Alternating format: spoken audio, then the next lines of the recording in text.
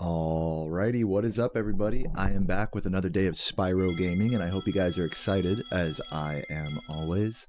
The day today is February 9th? No, 12th. Today is February 12th. I was off by a few days there. I was not close at all. And I'm feeling pretty good. I had a really nice start to my day today. On a little late, but well worth it for making a nice breakfast, getting out of bed, reasonable hour. Got a great, actually notably today, I got a great night of sleep unlike the last few days. So that was big. So my energy level, I went for a nice jog actually, walkie, joggy type thing. So let me head over to Dark Passage real quick and warm up there because there's a few little things I want to look at in the first half of the level. And yeah, you know, welcome to the stream, welcome to the VOD. If you're watching the VOD after the fact, leave a comment down below and I'll leave you a heart. Type your favorite level or something.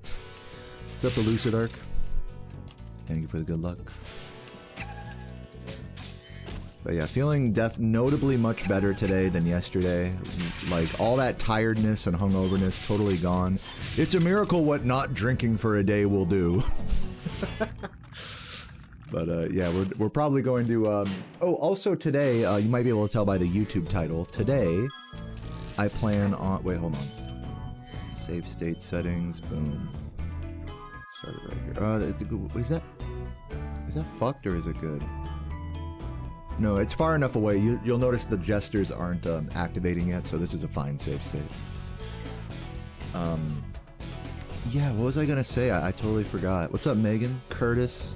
Electrocat. Oh yeah, you can probably tell by the title on the YouTube VOD that I plan on learning some Grand Theft Auto San Andreas today. I got like some cool, you know, upgraded the laptop setup here on stream, so definitely looking forward to playing with that. Good. Yes, that's exactly how we want to do it. Do it like that every time.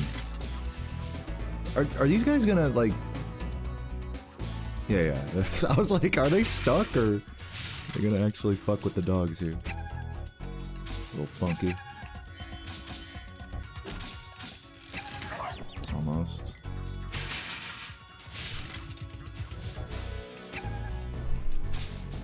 Ooh, not good.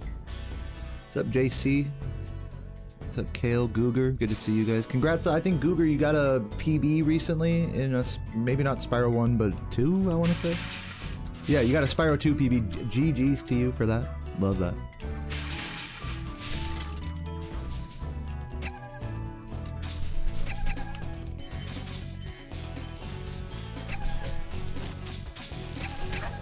Nice, good. Do that all one more. Or actually, I don't think I can do it again because it's No, I did not reinstall OBS yet. I really should. One of these days I will. It's just the whole process that's gonna take me like an entire morning, which I devoted that effort to actually installing a laptop clamp here that I'll just demonstrate for you guys. This was like an annoying like IKEA Amazon thing I had to set up.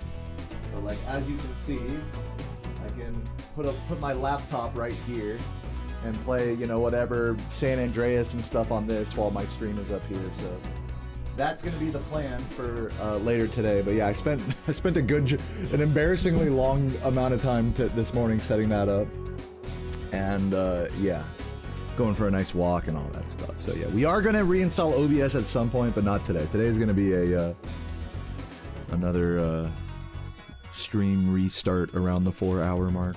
Dealio.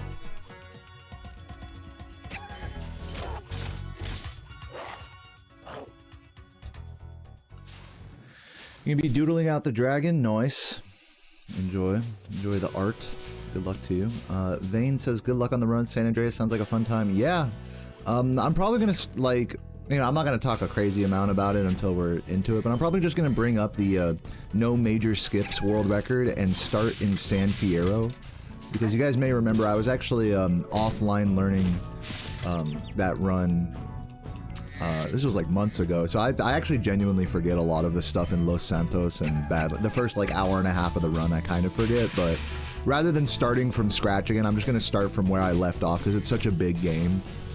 And we're just going to follow along with the world record run of that. And it's the easier category that doesn't have like a bunch of like, you know, crazy glitches that I have to like study and stuff, so it should be easy enough to follow along with.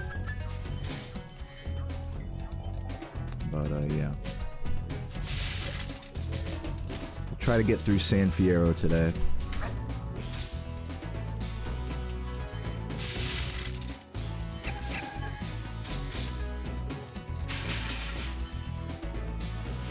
Am I gonna practice the jump off the hill in the first homeworld after Toasty? Yeah, I can go look at that.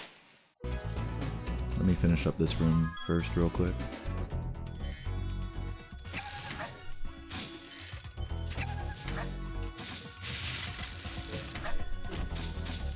Nice, beautiful.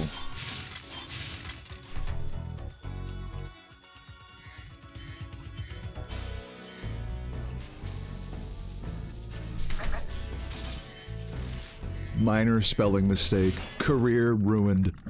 What's up, Mags? How you doing? Thank you for the good luck. What dragon would I be? Oh, are you gonna like draw me as a dragon? Am I understanding what you're saying correctly, or am I totally assuming the wrong thing? If you're gonna draw me as anything, draw me as a polar bear. That's my request. A polar bear with swim trunks and sunglasses. Holding a nice, crisp, refreshing bottle of Coca-Cola.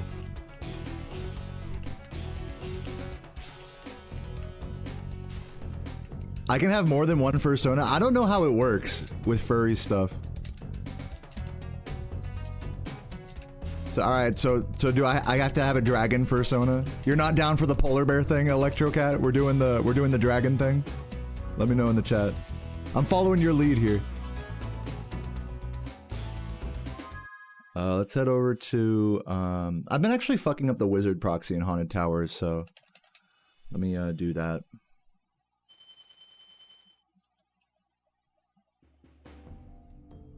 You have a San Andreas tattoo on your arm, dude. That's fucking sick. Let's go.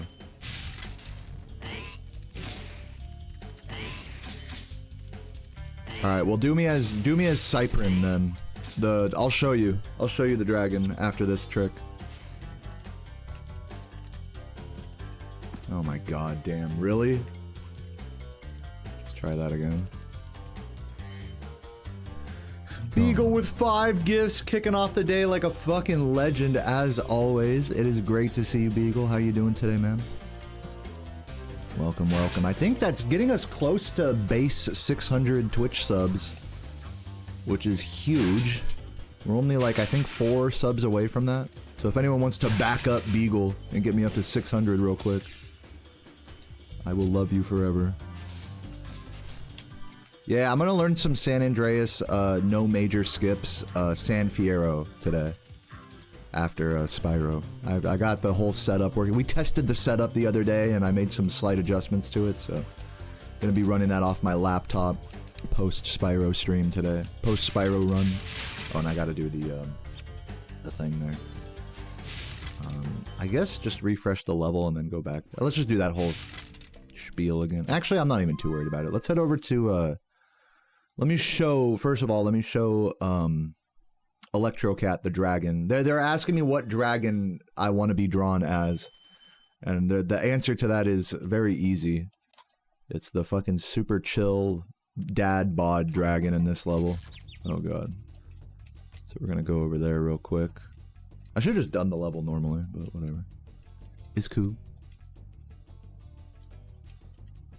Yo, Uni, thank you for the sub. Says, Deo, time zones make it hard for me to tune in, but it's always lovely to see you whenever I can. Thank you, Uni, for hanging out. 46 months, by the way. Fucking legend, Uni. Correct me if I'm just forgetting. This is the dragon. Good job, Spyro. One day you'll be able to tell all Let's the go, Uni. Uni, your your username is a name change, right? From before? I totally forgot. If not, feel free to correct me on that, but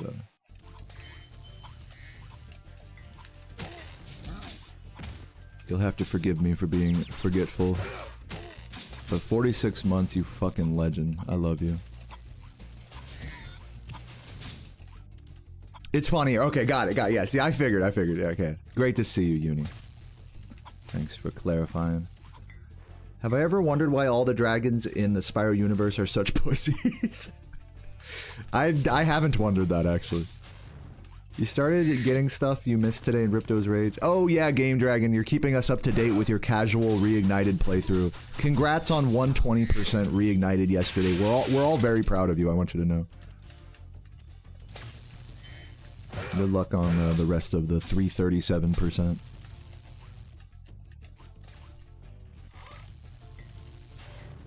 Alright. Well, yeah, let's do the thing that guy said, the homeworld jump.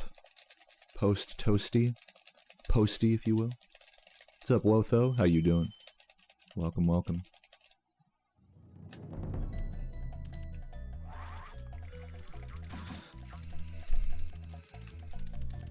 Start from over here just for practice. What's my go-to personal fact for a friendly introduction? Usually when I introduce myself to people, I'm like, hey, how's it going? You know, my name, because I'll be meeting people in real life. I won't say my name's Deo. I'll say my name's Pablo. You know, usually when I give a personal fact, it usually is going to be like as much relating to the situation as possible. So say I'm meeting like one of my girlfriend's friends. I'll be like, oh, I'm Sarah's boyfriend. You know, we've been together for 3 years. We live here in blah, blah, blah, you know. So those are usually the types of like the first thing I'll introduce as is how I'm related to the situation. Now, if it's just a stranger at a bar and I don't know them at all, I usually won't be up like just break the ice with like, hey, my name's blah, blah, blah. I'll usually use something that they're doing. Like I'll usually make an observation about them in order to break the ice. Like, oh man, I fucking love that burger that you ordered, man. I get that all the time, you know, shit like that, you know. Like, or I did this the other day at the bar. This was really funny. There was because the bars I go to, it's only like old people go to them because I'm in like the suburbs of, you know, Richmond. So, I was sitting at this bar and there was this guy sitting right next to me and he was balding as well, older guy. I was like, I turned to him, first thing I said to him, I was like, and this is after we've been sitting next to each other for a few minutes, and first thing I said, I was like, you ever consider just shaving it all off? He's like, what? I could tell he was like taken aback by that. I was like, your hair, you know, like, I said joking, I'm like, because I was thinking of that too. Everyone tells me to do it as well. So those are the types of like icebreakers I do, are like an if it's with a stranger and I'm not related to the situation at all, I'll make an observation about the current moment related to them. Or if I'm introducing myself to someone, like say I'm like a friend of a friend, I'll do that. But I don't just come out of the gate with like, hello, my name's Pablo and I play video games on Twitch, unless they ask. Which usually people do when they're making small talk.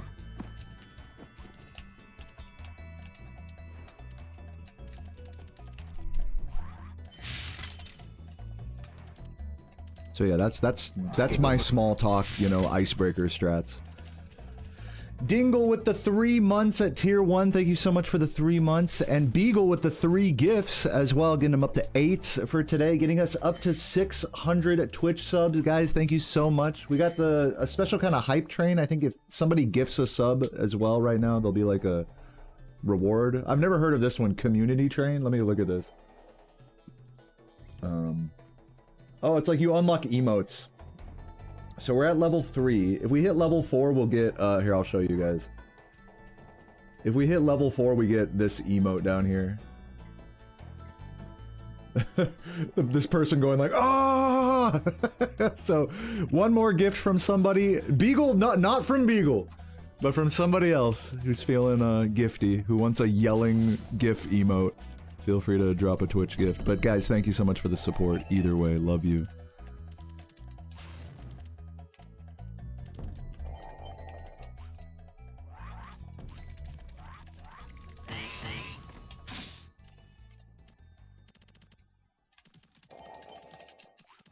Yo, Tech! Let's go, Tech. Wait, was that level 4? Oh, guy, I'm so sorry, Tech. I didn't realize this. I totally scammed you. That was for level 3, and the yelling emote was for level 4. I'm sorry. I didn't realize. I thought the way it was like worded on Twitch, it was confusing to me. Sorry about that. I did not mean to scam you out of that yelling emote, if that was what you did that sub for. But either way, thank you, man. It's cool. I could tell the way I read that was like, it's cool, like whatever, fucking bitch. I don't think that's how you meant it, but that's how I read that. I guess it's fine.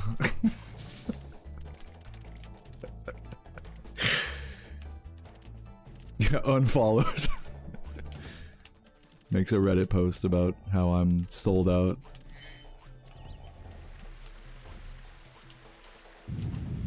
Alright, guys, let's do a run. I'm ready. Let's just do it.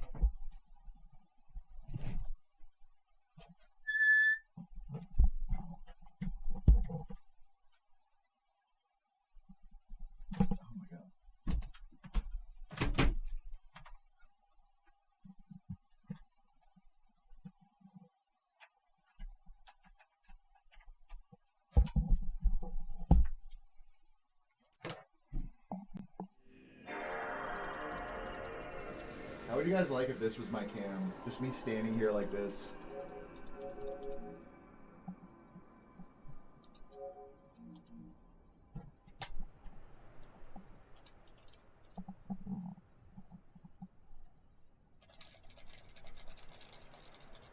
Kind of intimidating, huh? Yeah, I got some fat fingers, man.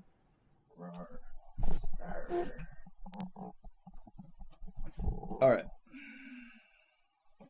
Let's get it. I'll probably have to refresh the capture card here. Yeah, I've tried to do controller cams in the past. The thing that makes them annoying is that they're not tracking. Like, you know, if you're just using a webcam, you need to have like some kind of tracking software so it like moves with your hands. Because you might get it all set up like perfect for like one position. Sorry, I'm refreshing the capture. You might get it perfect for one position, but then as you play, like, you'll move it, like, off camera by accident a lot. There we go. Let's get it, dude. Run number 1 of the day. And then the other thing about it is, you know, like, all the guys in the chat, the dudes in the chat will feel me about this. A lot of male, like, pants and boxers and stuff, at least that I wear, they all have penis holes in them. You know, it's just part of male fashion is that pants have penis holes. You know, even if they're not like a zipper, it'll be like a hole with like a button if you're lucky. So it kind of scares me. When I'm sitting down, it kind of does trip me out a little bit to have a camera pointed right at my dick. Like in case like the rare occurrence of like the penis hole like showing like a little bit of like, you know what I'm saying? So it's a little it's a little nerve-wracking to have a camera pointed at your cock like all stream, basically. So yeah, those are the reasons why I don't use a controller cam. And also, I have a third reason. Oh, almost. That almost worked. I have a third reason, which is that if the goal is to see my inputs, an input display is a lot more effective for that. It's less in the way. I don't have to have a second camera somewhere on my already crowded layout. And then if you're trying to like learn something or see like what buttons I'm pressing, an input display does that a lot more clearly than a controller camera. If you just look at like someone pressing buttons like on a camera, you know, it may not look like I'm pressing buttons when I am. You know what I'm saying? Especially from like the aerial view. So it's like, it doesn't really help a lot in terms of like, oh, what did he press there? What did, you know? As much as it's not as clear as an input display. So for all of those reasons, I don't use a controller cam. But if you don't have an input display, I definitely recommend using a controller cam. Also, depending on the category you run, like there's a person named Ash that's been Ashlu that's been doing a lot of like glideless, like special challenge categories that like involve you not pressing a certain button. You know, chargeless, glideless, things like that. So if you're gonna run a category like that, I'm of the opinion that if you don't have an input display, that you should at least use a controller cam just for like posterity. Fuck. Whereas for something like this category, like I don't have to prove that I'm not pressing any buttons, you know? In a category like that, it's like it's more relevant. So yeah. Definitely think it varies based on context of the run. Context of the runner is another reason why people use control. I don't know why I'm going on such a rant about this. It's just an interesting topic to me. There's a Super Mario Brothers 1 speedrunner who actually pops into my chat sometimes named Lakuki, who for a time was actually required to show his like controller cam as well as showing the console plugged into the back of the TV after runs because they had suspected him of cheating even though he hadn't, even though Carl Jobs made a video about him that he was cheating and then later had to apologize. Yeah, man, I feel bad for that guy. But yeah, so like if you're suspected of foul play, then that's like that could be another valid reason to enforce a controller cam over an input display for legitimacy purposes. Another funny thing that speedrunners do to kind of legitimize their runs that I've noticed is, and this, it might just be for record keeping as well as like, you know, consistency, is you'll see runners put like, you know where my input display is up here, you'll see runners put a world clock up there. Like they'll go on the fucking browser and bring up the world clock like fucking February 12th, blah, blah, blah at this exact time, and it's just counting the time. You know, in like a small thing. So that way it's like, you can't argue that the video is sped up or slowed down or anything like that. I always found that to be an interesting legitimacy adding thing. And obviously it helps with like just general record keeping as well when you're streaming a lot. To know like, just look at the screen and be like, okay, this stream is from that time at that day, you know.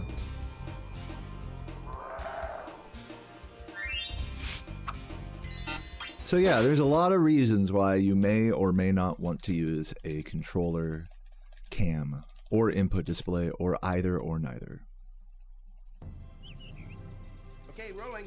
Oh, it's been peaceful. And yeah, thanks for the good luck, everybody. Jordy, Krisuchu. Hey, everybody.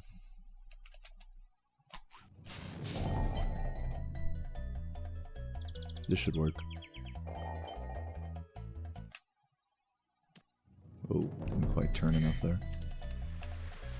It's kind of funny. It's like technically fast to jump charge out of Nestor skip, but it's like really hard to aim it correctly that you don't bonk. What's up, Marathon? How you doing? Thank you for the good luck. Welcome, welcome.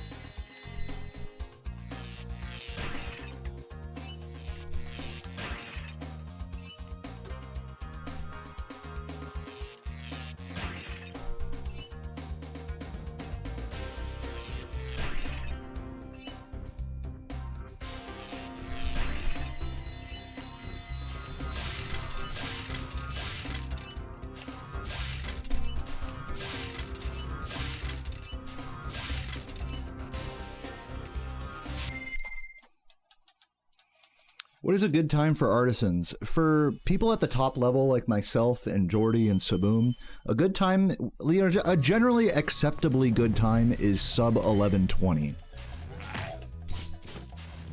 But like a really like flawless time, you could say, like a really, really good time is like sub 11:10. My world record gets an 11:15 artisans. But as of recently, Jordy's been pushing the Artisans world record progression. He's recently gotten the first ever 10:59, which is just insane. My best Artisans is like 11:08, I think. So a pretty big difference though. Oh, didn't quite time that exactly right. I did get the skitter, but I didn't get the boost.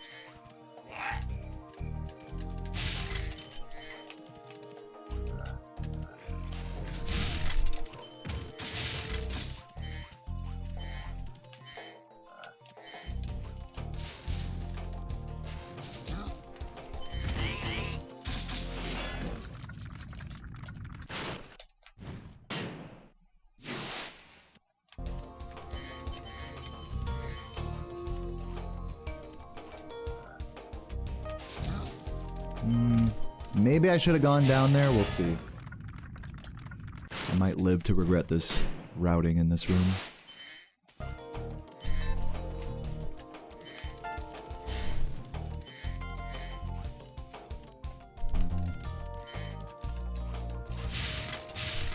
We're good. Oop.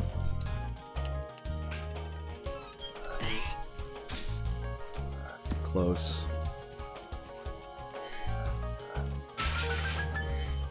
Hopefully sub 350. Should be. Oh, never mind. Fucking never mind. What's up, Teddy? Good to see you, man. Welcome, welcome.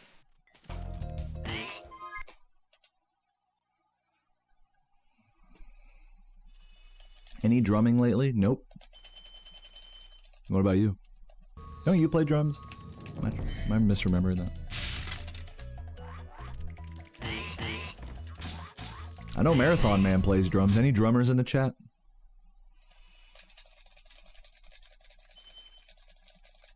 What made me want to do 120 rather than any percent? It's a more like simplified version of the game. I feel like it's a more complete version of the game. Those are just a couple of general reasons.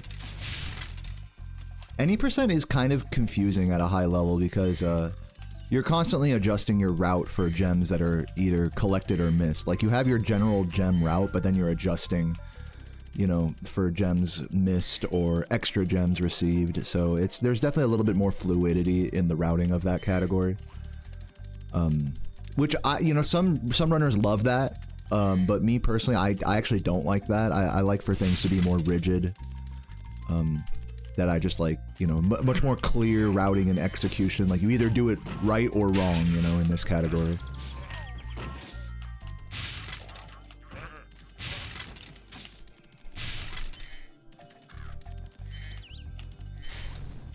But yeah, I mean, just like in a more basic sense, like I just like the full completion, you know, like regardless of like actual routing or run differences. Also, I will say the trick at the end of any percent is a lot more annoying than the trick at the end of 120%, just as like a side note.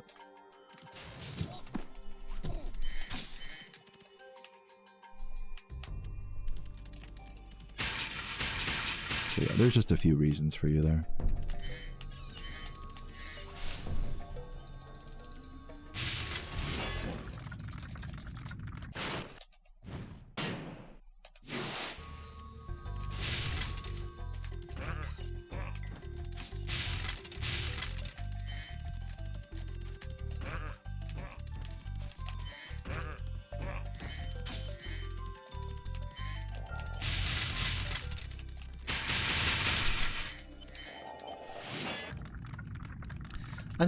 I find it satisfying to like perfectly clear an area as well. It's like it feels wrong to me to like only collect some stuff in an area and keep it moving, you know? Like just naturally it feels right to just like, okay, what's the most optimal way to just grab everything and keep it moving, you know? Maybe it's just, again, it's just like that I prefer that rigidity, but it just feels right to full clear like every area you go through in this game. God damn, get this fucking dandruff off my glasses.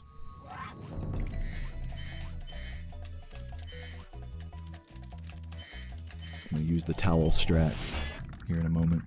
Today's your birthday, yo! Happy birthday in the chat for Apostolara14. What a fucking legend. Happy birthday. Today was a hard day for you, but I hope that this stream can make it a little better. Uh-oh. Gotta go back for that.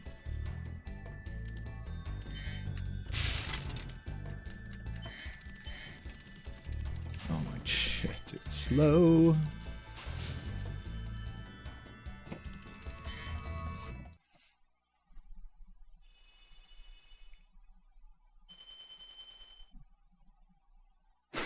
Great, now I have a smudge on my...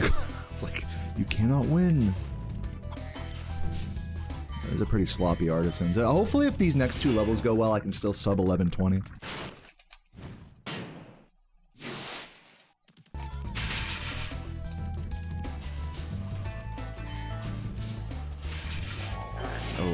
You're supposed to, like, stretch the flame charge to that guy. I see Jordy doing that a lot. Rather than flame charge jump out of the, you want to, like, jump flame charge the fucking fan chest so that way the flame can stretch to the bowl when you're going fast.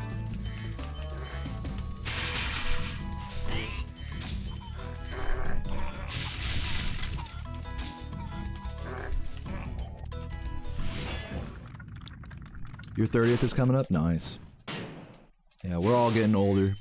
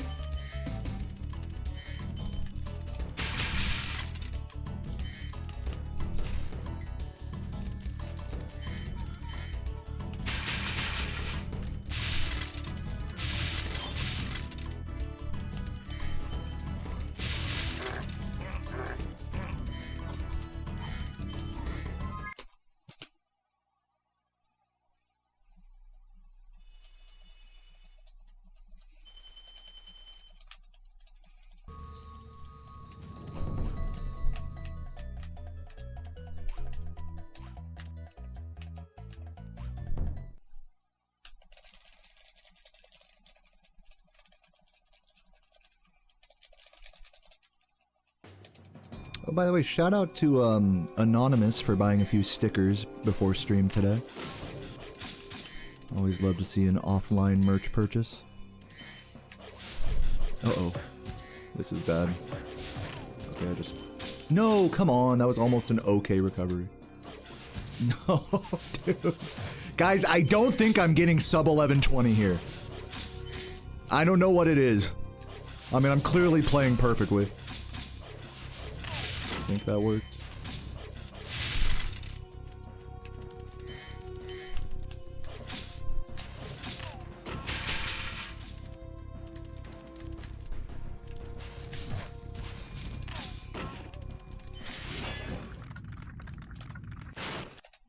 I'm gonna go for the strat here. I haven't gone for that in a while.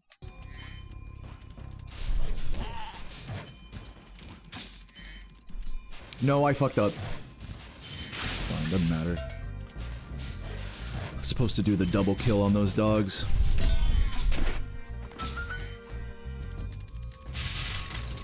Couldn't beat my muscle memory there. I have no idea what you're talking about, Nubach, but welcome. What's up, Shammania?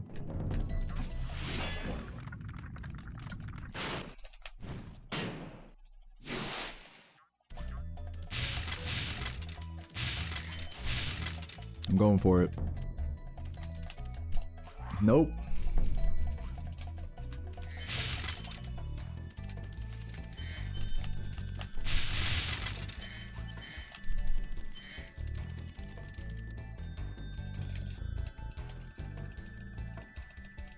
Thank you for the good luck. Yeah, that was a pretty terrible Artisans, I'm not gonna lie. But I'm gonna keep it moving. It's not that far behind. We can definitely bring this back. How do people find the glitches in this game? They just play it until they find it. You know what I'm saying? Maybe by accident, maybe by brute force.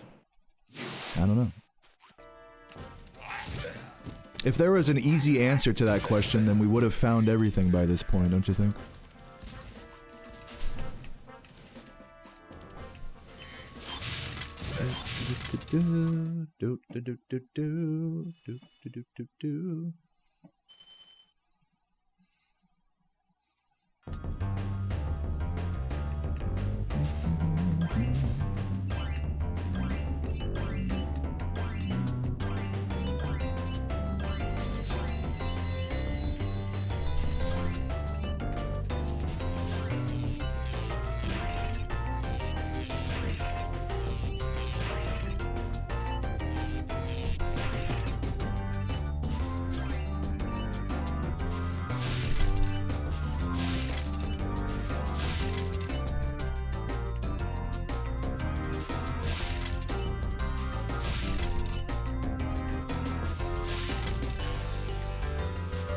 What's up, Hayden? Welcome, welcome.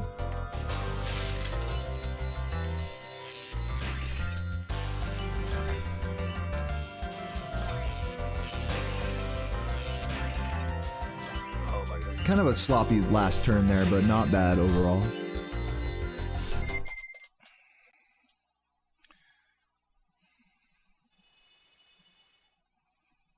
Yeah, I think that is a pretty cool, like, phenomena, Bill, I agree.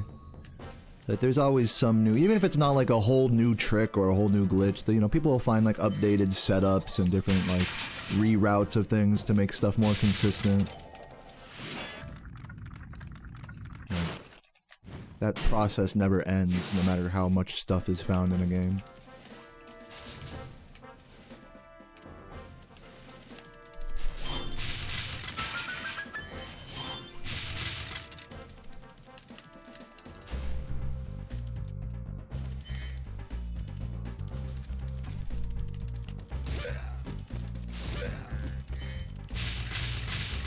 Yeah, I saw you ask that question earlier, Dingle. I don't know what you're talking about.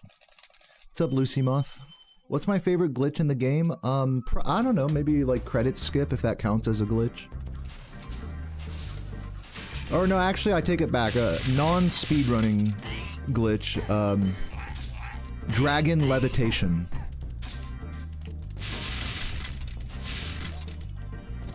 Which is done by getting zombie in the Beastmaker's homeworld and then collecting the dragon and dying over and over. Or not collecting the dragon and then dying over and over.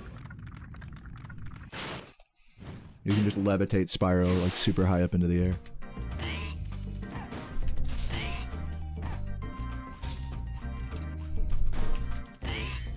Or I think I described it wrong, but it's like something along those lines.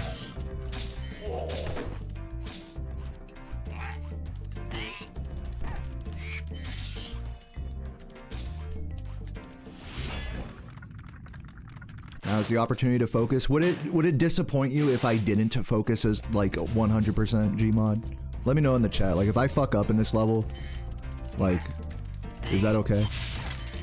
Let me know. I will focus for this part though. Yo, Flavored Snacks, thank you for the good luck. And thanks for checking that out, I suppose. Welcome, welcome. It's a pretty outdated documentary at this point.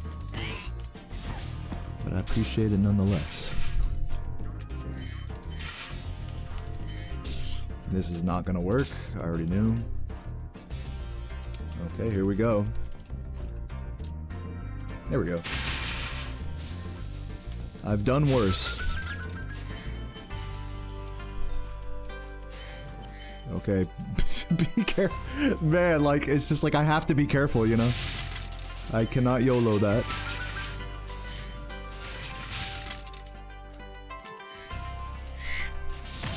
Ugh, Jesus, man. Can I have... Oh my... Here we go, guys. Here we go. Get dry canyoned.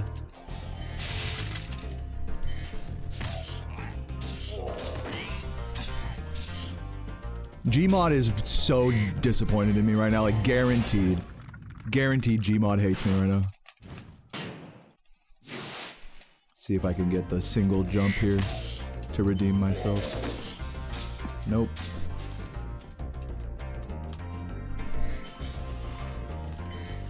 Like, respectable recoveries, but yeah, I'm still losing like 10 to 20 seconds here. Oops. Icing on the cake there at the end.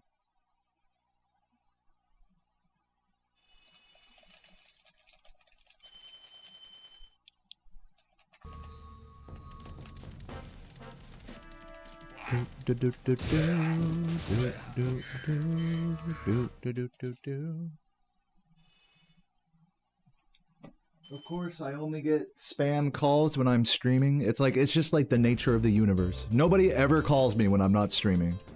But when I'm streaming, that's when I have to divert my attention.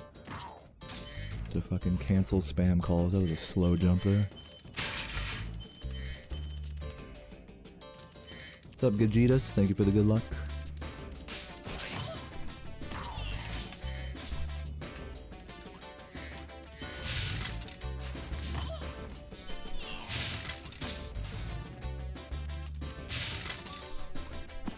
Hello.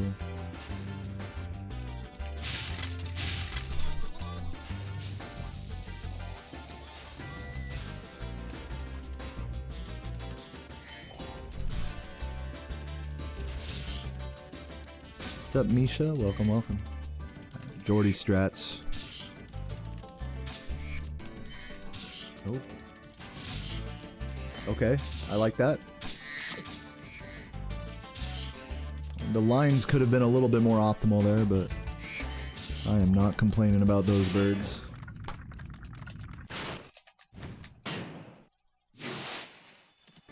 Yeah, it's so funny. It's like they know, like, when the most inconvenient times to call you is. They just have that sixth sense. Oh god.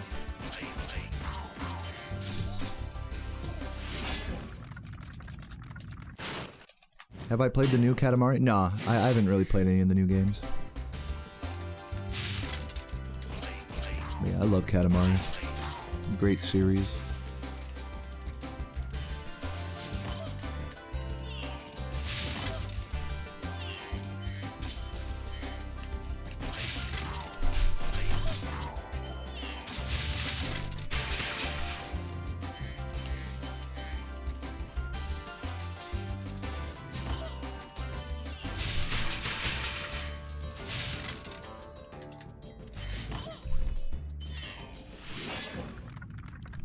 Yo, Mavrosa, thank you for the good luck.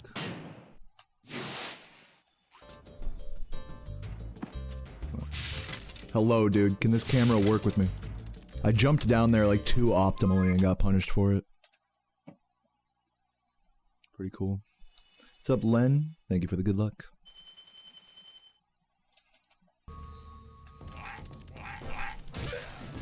Okay.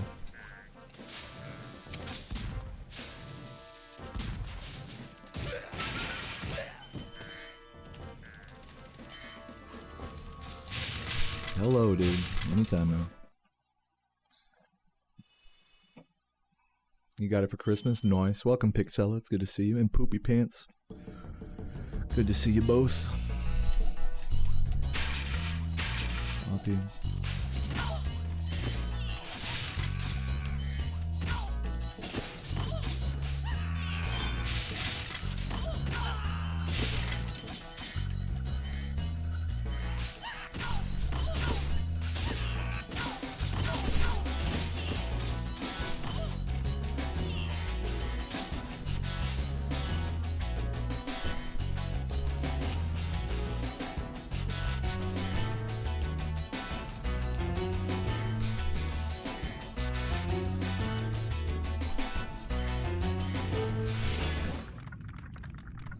Got the urge for donuts. What's you guys' favorite kind of donut? You like them glazed?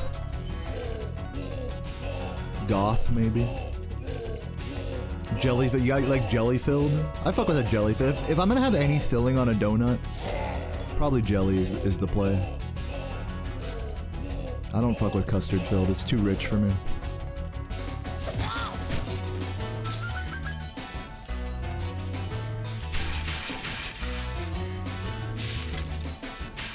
But if I do have a jelly filled, usually what I'll do is I'll like eat around the center of it. And only if I'm like super degen will I actually finish like the center glob of it.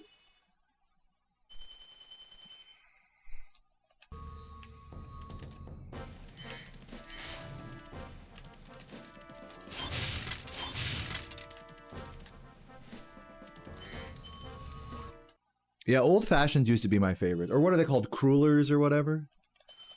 Those used to be my favorite as a kid. Nowadays, my favorite kind of donuts are actually blueberry cake donuts. Because they just feel a little healthier, I suppose. I don't know. A fresh blueberry donut goes crazy hard.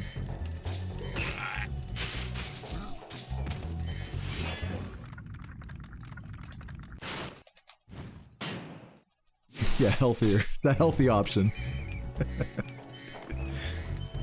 Definitely health conscious.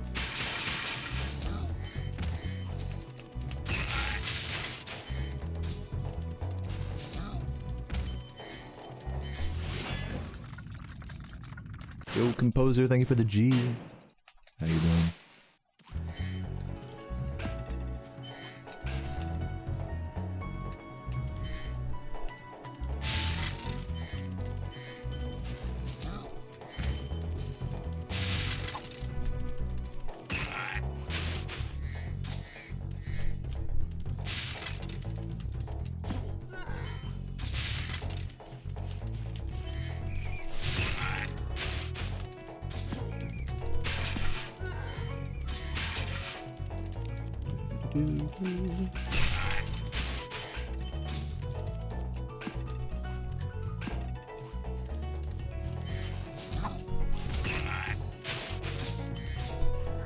Oh, come on, I had that.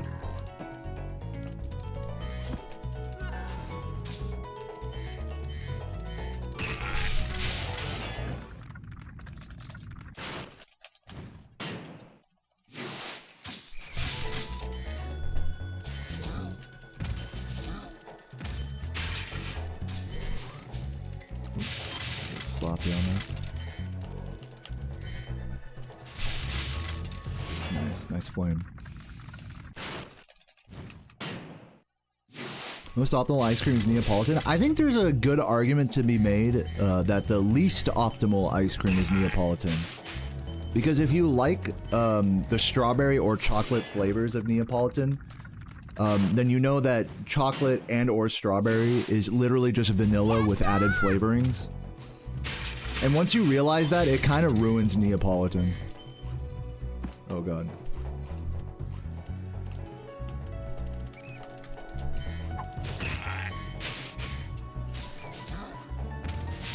Because it's like, alright, like, it makes more sense to eat chocolate plus strawberry ice cream, or like milkshakes that are like chocolate strawberry, rather than Neapolitan. The vanilla just like basically mellows the flavor of the chocolate and strawberry. Because again, they are just vanilla ice cream, just with added syrup flavor or whatever. So it's kind of a frustrating revelation, learning about the reality of Neapolitan. It's kind of like one of those things where like, growing up means learning that Neapolitan is actually suboptimal. Rubeens, thank you for the Spyro Gaming Legend. Thank you for the YouTube membership. Hope you're doing well today. That's why you like it? Well, you're saying it's optimal. I'm saying it's suboptimal. It's okay to like it. I'm not arguing that it's unlikable. You said it was optimal. I'm saying it's suboptimal.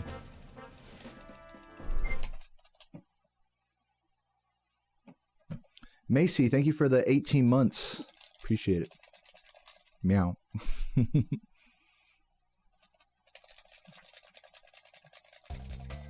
I like it too. I don't mind Neapolitan ice cream. It's fine.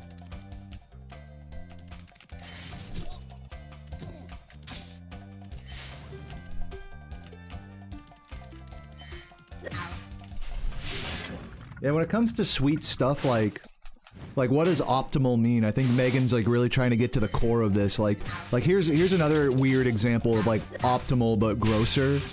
Is you ever see a soda fountain where the actual syrup and the soda water are separate when you dispense the soda?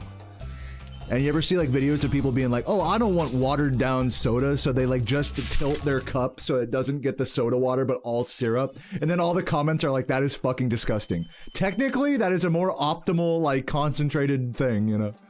Obviously, it's gross though, you know? So there's something to be said for watering things down a little, you know, for the sake of deliciousness. And I think that same sort of thought process applies to Neapolitan ice cream as well. So I definitely think you're valid for that, Megan.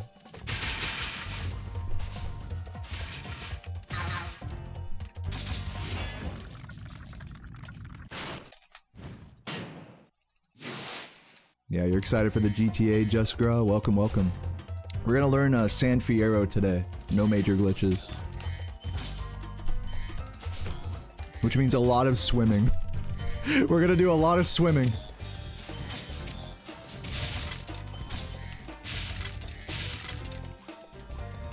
There's a mission. To those who don't know, there's a mission.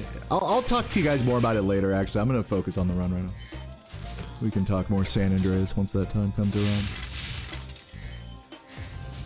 But yeah, you literally have to just drown CJ for like 5 minutes straight, like in the middle of the run, in order to do a mission. It's funny. Gotta get that lung capacity. Oh, this is so sloppy. So sloppy. I don't run GTA San Andreas, I'm learning it.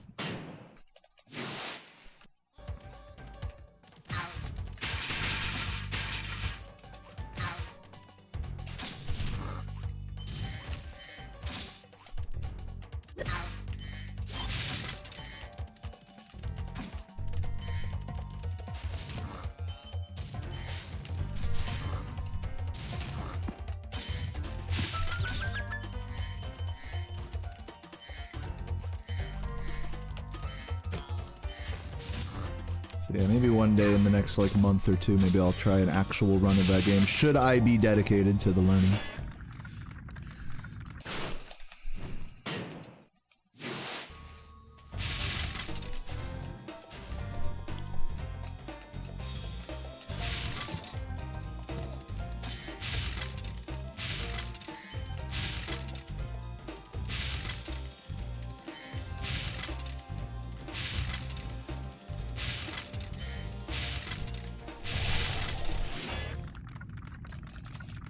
You're a soda boomer. Pretty cool.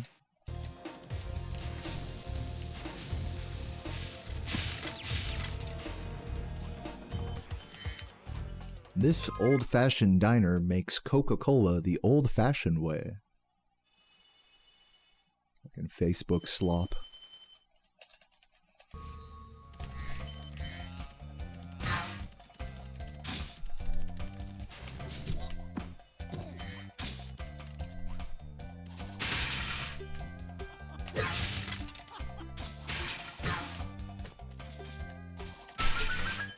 Alright, so I'm assuming we definitely lost like 5 or 10 seconds in that level.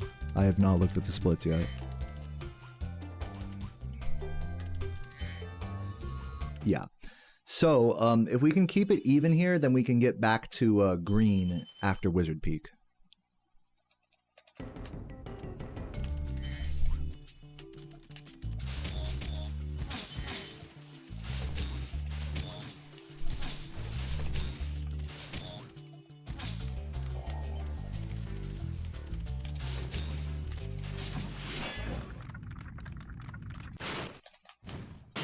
All the flavor control.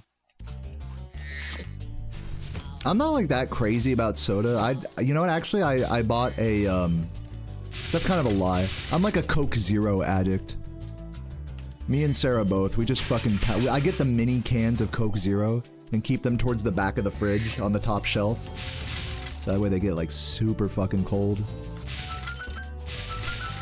I will say this, there's a few things more disgusting in the world than a room temperature Coke Zero, because I feel like you can taste the sweetener, or the artificial sweetener a lot more when it's like, it needs to be like ice cold, or else it's like, fuck this. I'm sure that applies to a lot of soda as well, but especially for like, you know, zero sugar sweeteners, I feel like that's like a real phenomenon. But yeah, an ice-cold Coke Zero, that shit goes hard.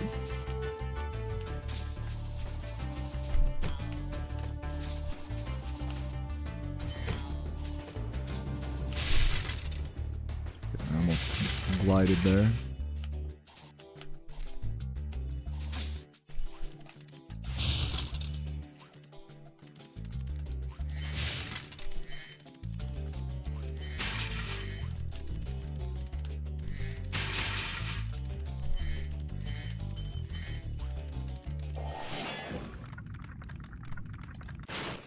What's up, Mel? Thank you for the good luck.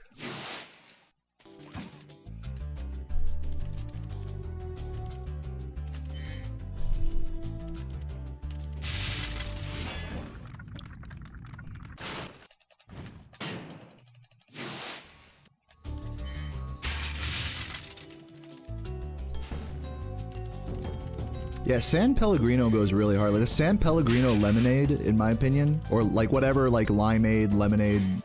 I think they have like a grapefruit one as well. Those are all like goat tier canned lemonade. You really can't buy a better like lemonade off the shelf than a San Pellegrino.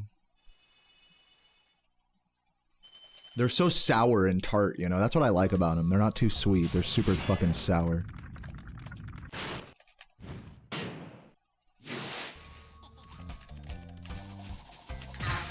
Ugh, troll, dude. Hello? Jesus Christ. Well, there goes my time save in Wizard Peak. I might still save a second or two. We'll see.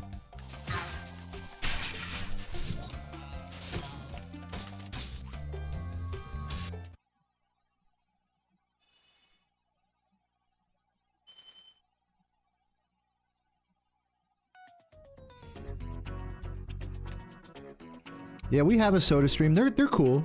If you drink a lot of bubbly water, soda streams are goated.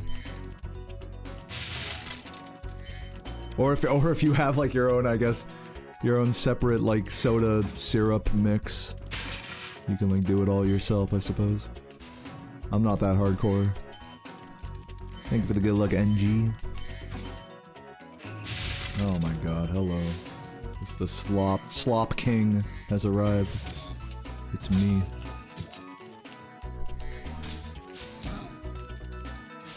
Oh fuck, man. Get up there.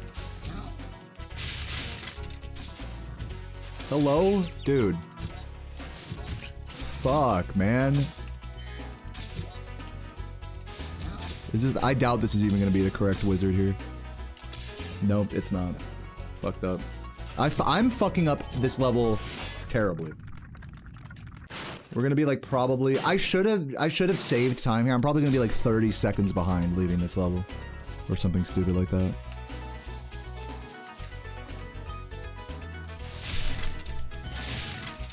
Maybe like 20.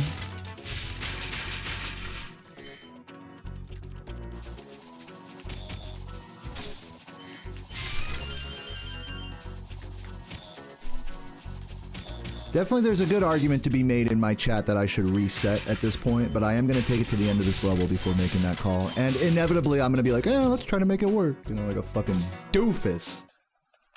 I'm going to probably do that. Just speaking the future here.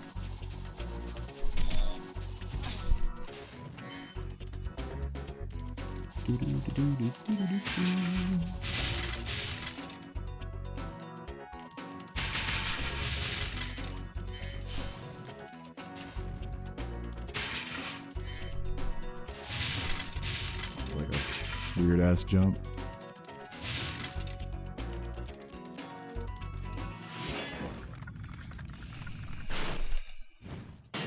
Thank you for the good luck, TV.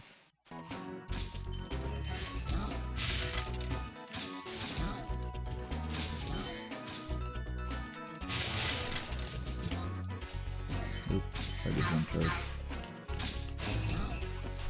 Oh my fuck, dude. Trash. Everything trash, dude. Like, I really threw it in this I'm not trying to, like, overplay it, but I really fucking threw it in this level. This run was almost, like, good. Now it's just, like, notably not good. Pretty depressing.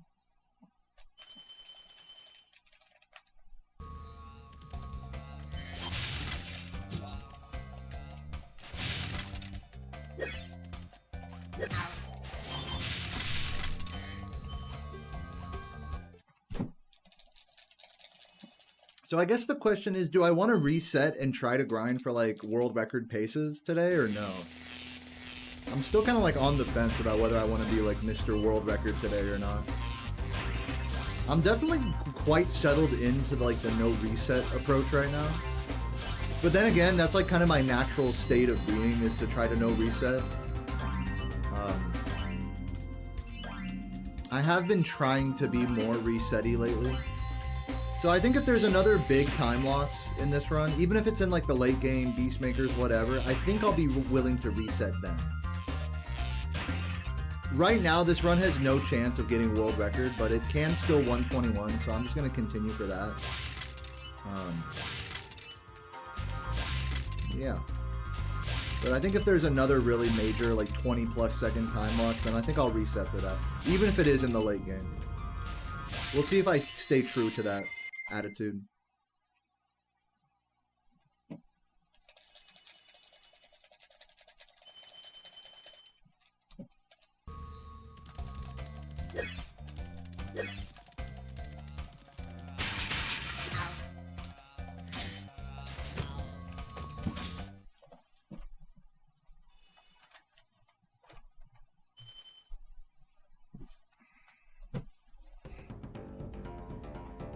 Boom, ba-dum, boom, boom.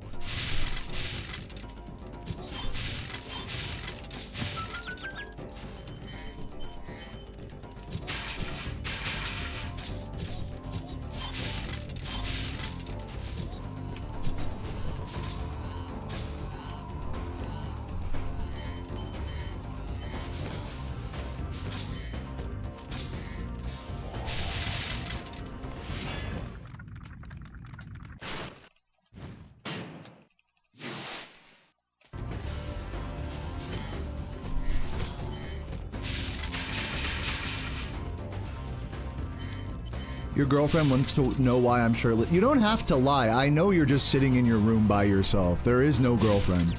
It's cool though. Hey man, enjoy the stream.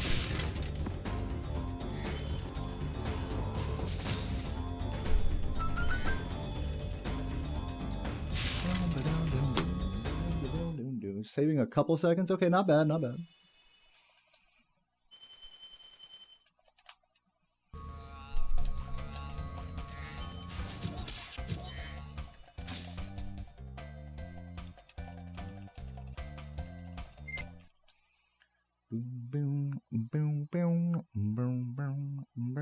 I should set a blue threshold. I could, but I choose not to. I actually prefer doing it where I'm like thinking about it in the moment whether I want to reset or not and changing that as a run goes on. I prefer it that way, actually. So like the opposite of what you're saying. I know it seems stupid, but like it's just how I prefer to do it.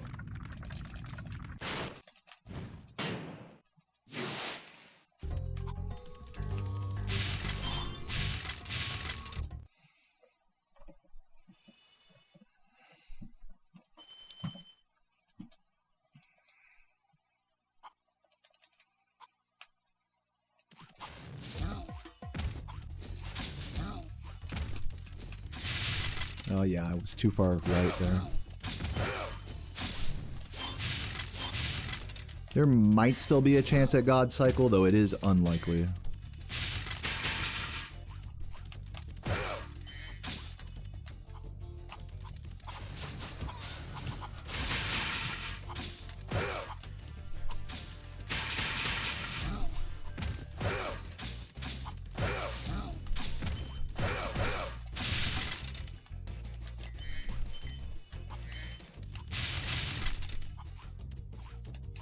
Yeah, we can still God Cycle this.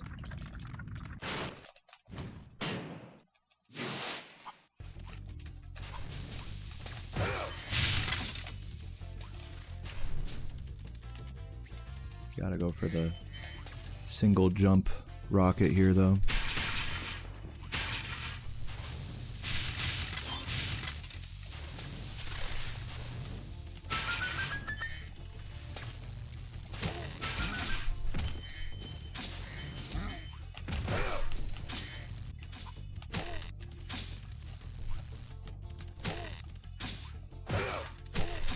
No, dude. No, dude. Fuck. I had that too. Had that God Cycle in the bag. Dude, I support that all the way, Matt. I do not judge anybody for living with their family. I think that's such a... Me personally, I actually push back against like the attitude of like, oh, you live with your mom? You fucking degenerate loser. Like, the cost of living is so crazy nowadays that I feel like having that attitude is just like really out of touch.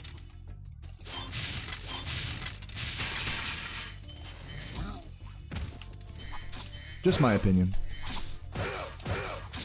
Like if rent was still hella cheap, like in any given place, and you know, like it wasn't too hard. If you could like support yourself, rent, groceries, everything on a single, you know, minimum wage full-time income, then yeah, I would say like it's fair to like judge someone for living with their family or whatever, because it's like if you just work hard, then you don't have to do that. But there's so many people in this world that work fucking multiple jobs that still have to live with their family. So it's like to be like, oh, you still live with your mom? I think that's just crazy in today's day and age. For how wealth inequality, how crazy it is. It's out of touch, is my opinion, to be that way.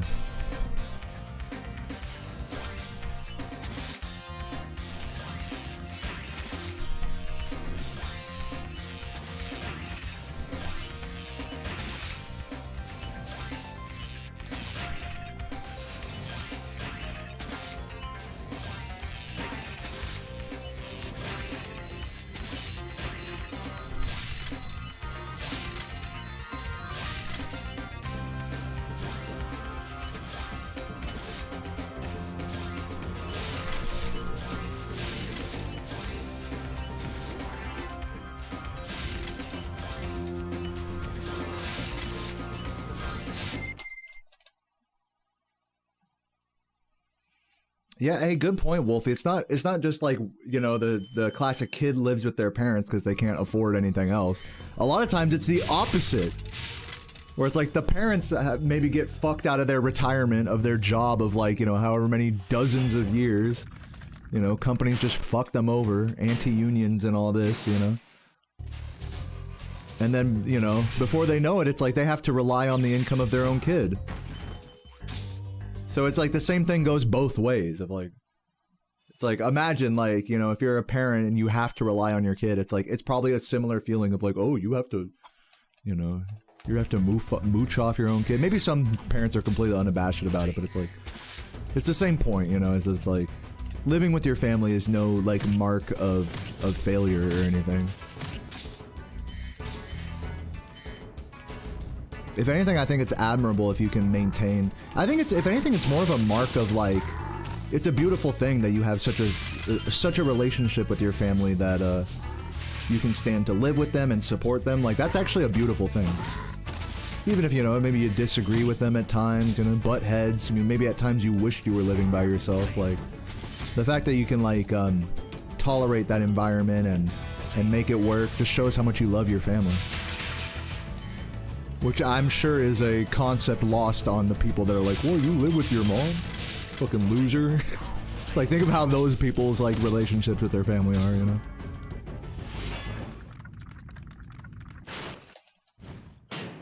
So yeah. Did I get the green? Yeah, I had to make sure. I didn't see myself grab the guy's green there.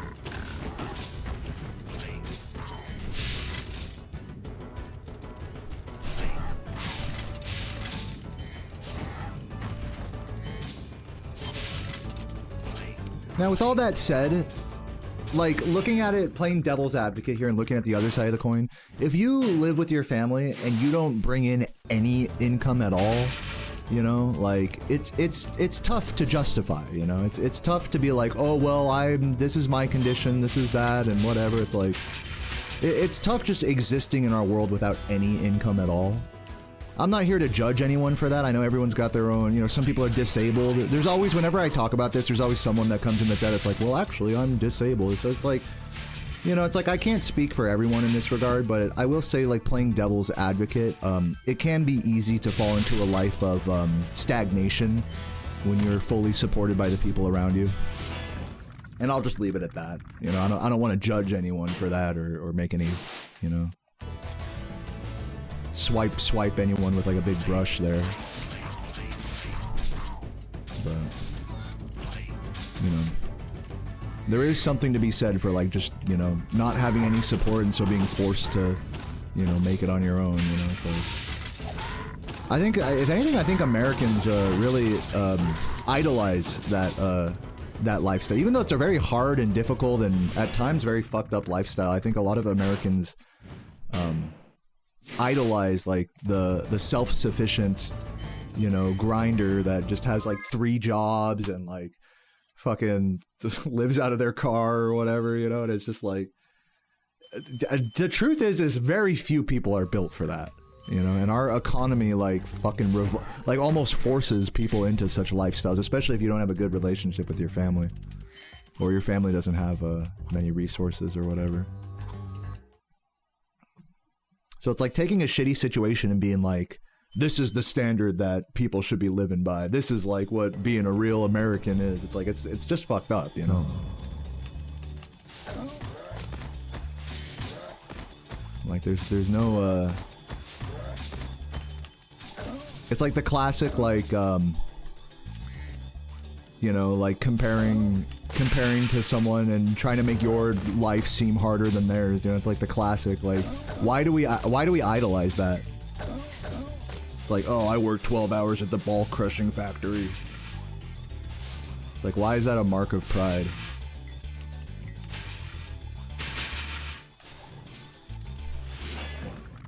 So yeah, the superiority complexes, I think, especially in American culture, around like hard work, even if it's like menial, difficult, pointless even at times labor.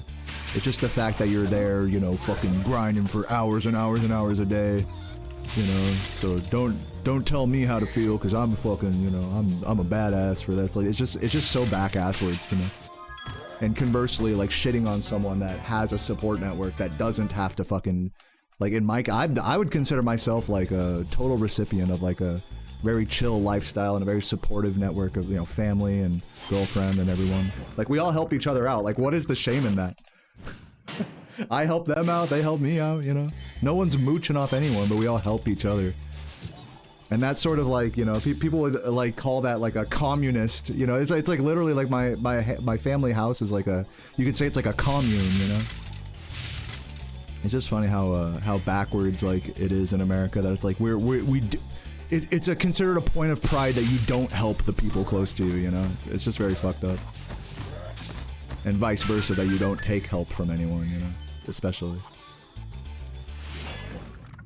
It's like, I think that's what it is. It's like the attitude is you should help your family, you know, you should monetarily provide for your family or your girlfriend or your dog or whatever. But the moment you take help, oh, now you're a fucking freeloader, you know? It's like, so it's just one-sided, the attitude.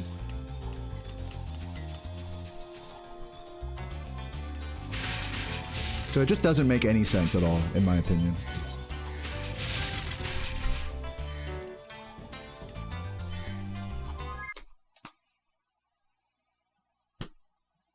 Seffi, thank you for the 37 months. He says, yeah, I remember Deo's speedrun back, lol. True, Seffi, true. I remember that too.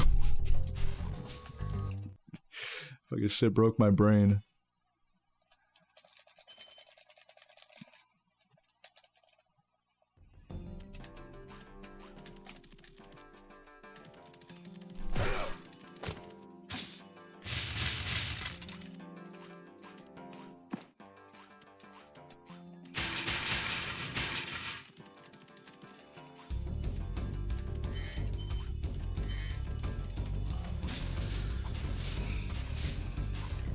You have to wait a year for health insurance because, and I quote, they don't trust the younger people. I'm sure it says that in the employee handbook as well. We just don't trust young folks. Of course they're gonna not say that word for word, but in so many words they'll express that.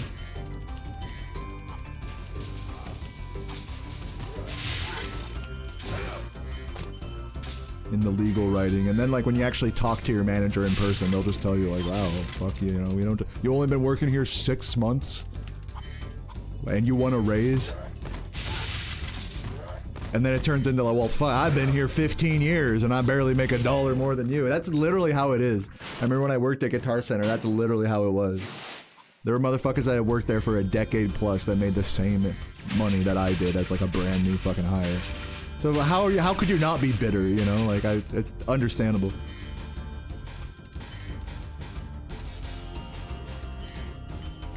Oh, I already got the gold there.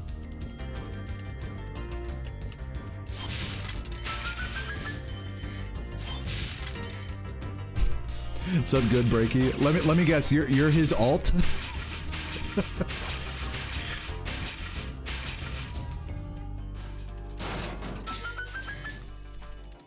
Megan, I think you know what needs to be done here.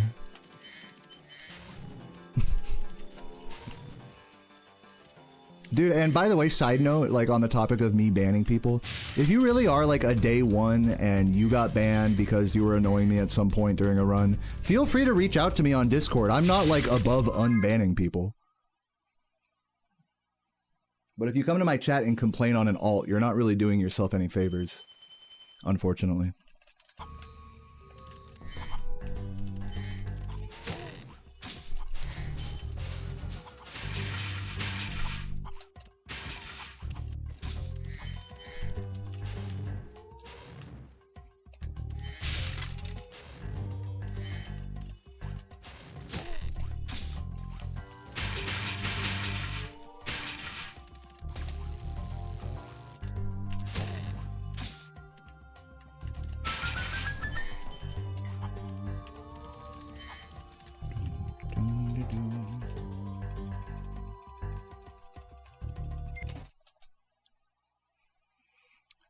The manager just outright said it.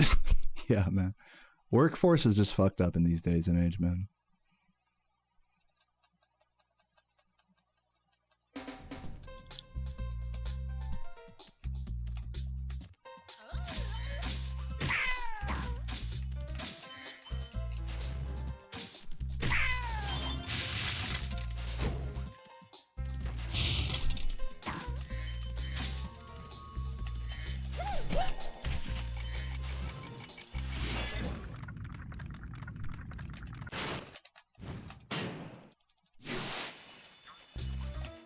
Oops.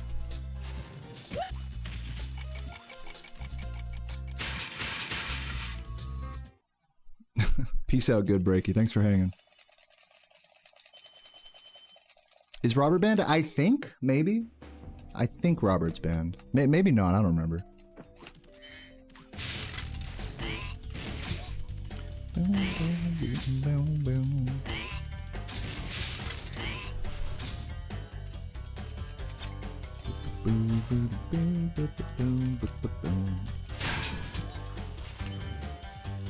Where do you want to post it? Just post it in my Discord or wherever you want. Listen, Electrocat, this is not a commission. You don't have to like ask me anything, like, you know what I'm saying? I hope we're not treating this like you know, like a commission here or anything. You do what you want with it. Post it on Discord if you wish. And thanks for making that. That was very sweet of you. I'll check it out later. I'll check it out after this run. How about we can show the stream?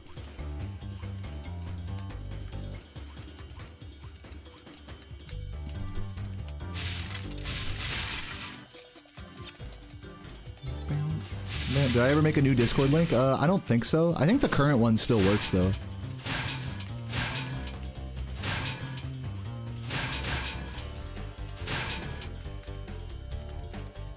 Dude, good luck on your second interview, man.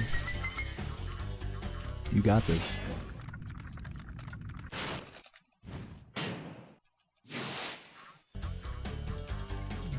Boom, boom, boom, boom, boom, boom, boom.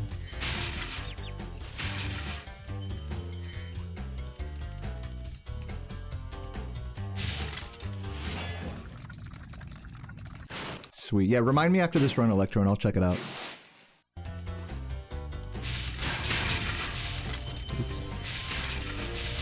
Fuck that up. It's like the worst layout I could have given myself. Oh. Yo, Chalupa King, thank you for the 45 months. Appreciate that. Hope you're doing well today, Chalupa.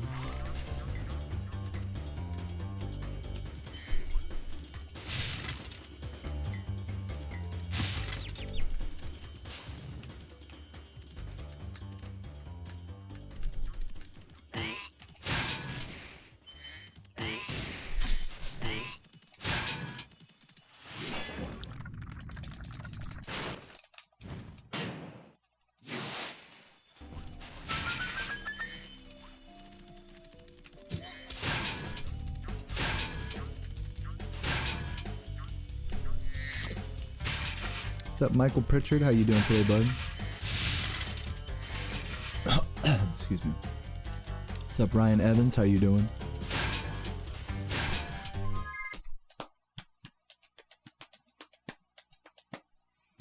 Aren't you the guy that the other dude was complaining about?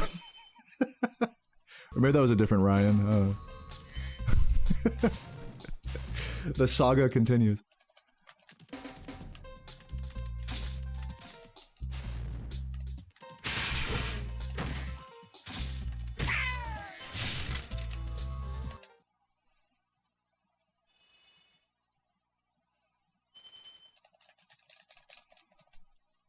Oh, am I? I'm chilling. Having a nice day. Dealing with some light trolling in the chat, you know? Feeling good, man. This is a pretty chill run. I'm like keeping it pretty even with this mid 121 right now. I'd say all is well. Looking forward to playing some GTA San Andreas after the grind here.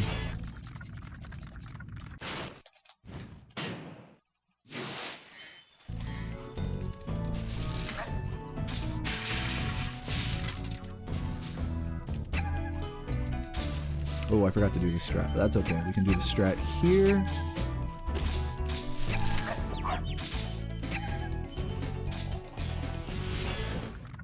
Yeah, you good. You good for now, Ryan.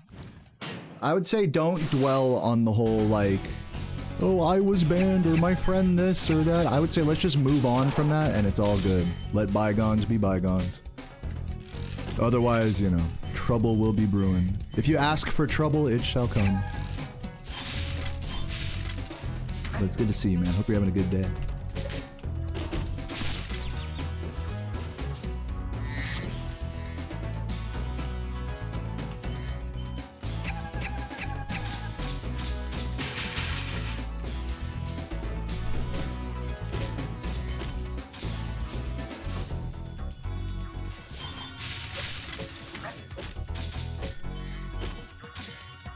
Oh god.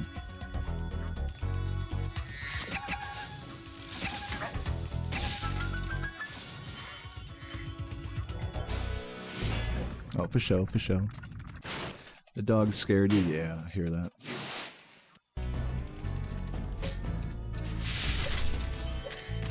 It's just all fun. Hey, I mean, like I said, let's move on.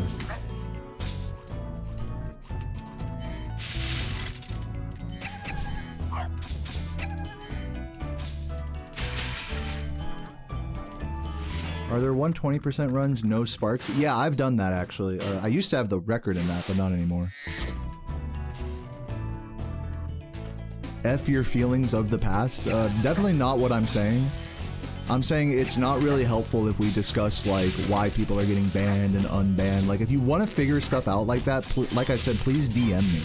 Like, I'm not trying to, like, fucking discredit your feelings or anything. It's just like, if you have a problem with me, or the stream, or being banned, or my chat, you have to DM me. That's how it works. You can't, like, expect me to hash it out with you, like, in the middle of a run in front of 100+ people, you know? I think that's, like, a fair ask, you know?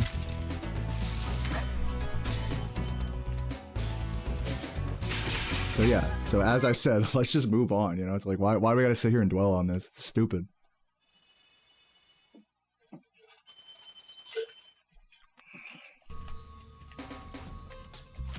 Oh shit. Nice. Epic.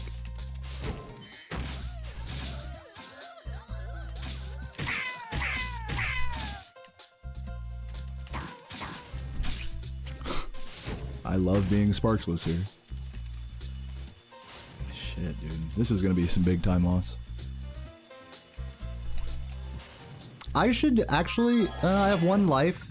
I'm gonna take the death abuse here, actually, for Sparks. This is kind of a, I don't want to say big brain play, but time loss mitigation strat here.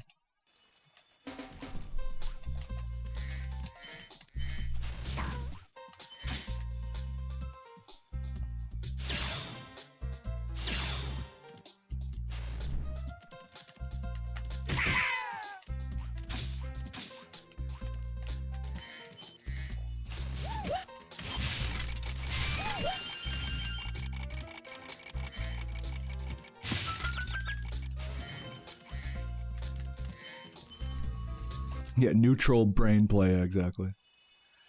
I'm going to speedrun GTA. I'm gonna learn the part of the no major glitches, right? Yeah, the short answer to your question is yes. The long answer is there's going to be a lot of practice and learning streams post Spyro in place of RuneScape in the coming days if I stick with it, which I may or may not. Who knows? Who knows what the future holds? That's the long answer. The short answer is yes. I'm gonna try to speedrun San Andreas.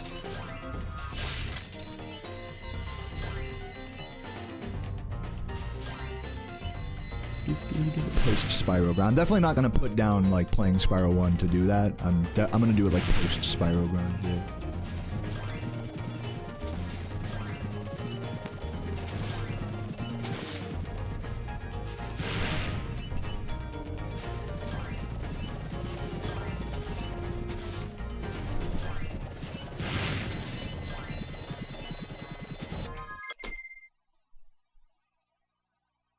RNG of GTA seems like it'd be a nightmare. Compared to this game, yeah, the RNG is a nightmare, especially with traffic, especially. I think part of speedrunning that game is just getting used to the fact that you're going to lose time, like crashing into pedestrians and cars that are like left turning into you, like that's like part of the experience, you know? And I think it's just kind of natural like that with games that have like a lot of RNG, is that you just like adjust for it. You go into it expecting that, you know? Obviously, I go into this game expecting very minimal RNG, but not so with GTA, especially as a beginner, you know? It's like, what the fuck, I'm gonna complain about like traffic RNG, you know? Like barely not even knowing the route. But yeah, surely it'll be a point of frustration at some point or other if I stick with it.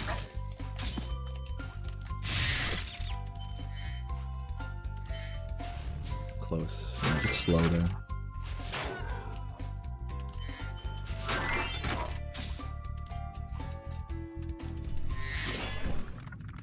Yeah, traffic RNG sucks in real life too, true.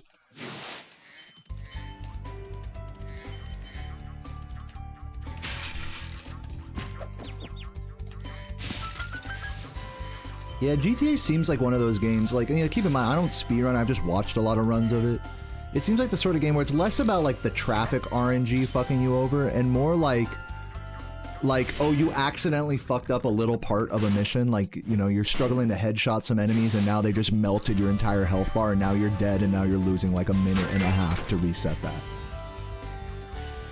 Like, mission fails seem to be like the most clear-cut, obvious forms of time loss in any given GTA run.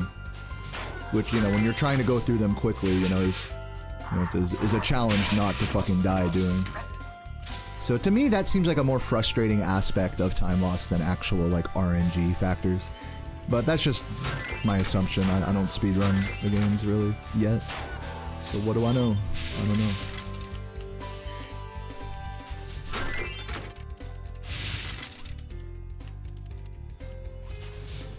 Yeah, there's so many missions where if your car flips over, like, you know, there goes, like, no, not just 1 minute, but like 2, 3, 4 minutes.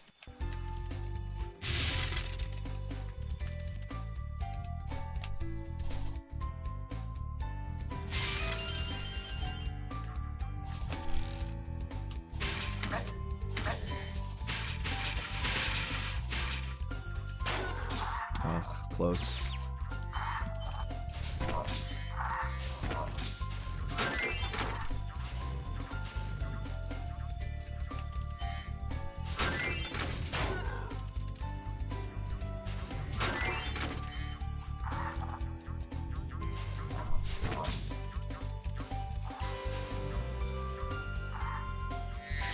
There's one more turkey I heard croaking.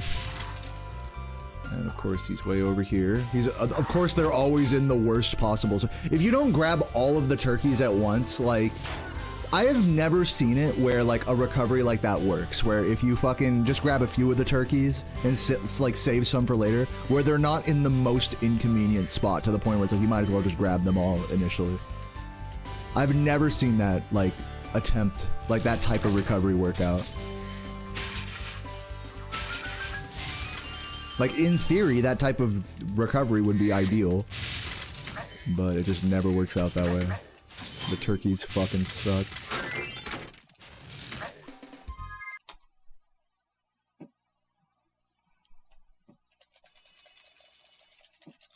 Yo, Jack, thank you for the good luck.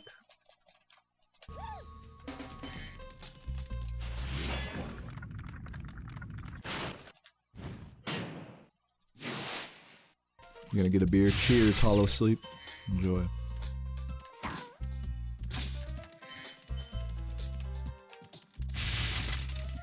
Yeah, the last fairy, we don't like free her. We like literally kill everything and free everything around her. But we leave her in the cage to live a life even worse than one of imprisonment, but of imprisonment and complete isolation. Pretty cool.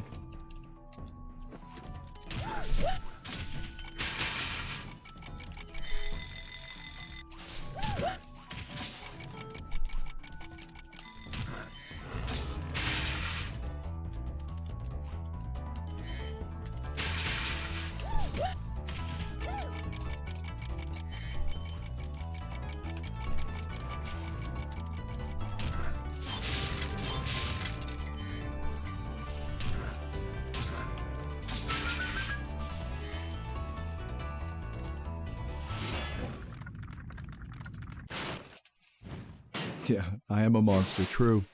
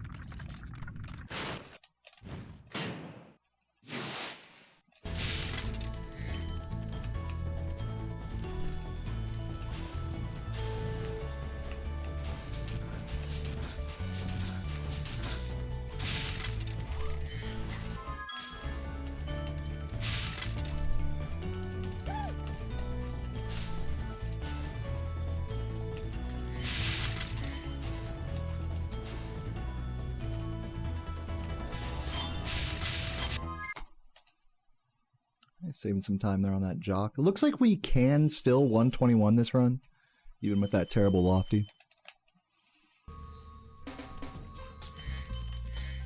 But I need to play this endgame good. The pause back there was not manipulating anything. It was just to check my life count. Because I've been like death abusing and doing shitty life stuff. Ideally, I should have checked the life count when I entered the level, just because the HUD comes down naturally, but I didn't do that. So I just paused just to make sure I didn't need another life for credit skip or whatever. Or rather for the Twilight Harbor death abuse. What's up, Aegis? Thank you for the good luck. Oops.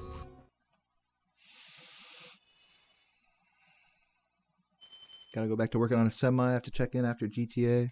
Yeah, man, catch you in a bit. Good luck with your work, Tyler. You're the man. Cheers.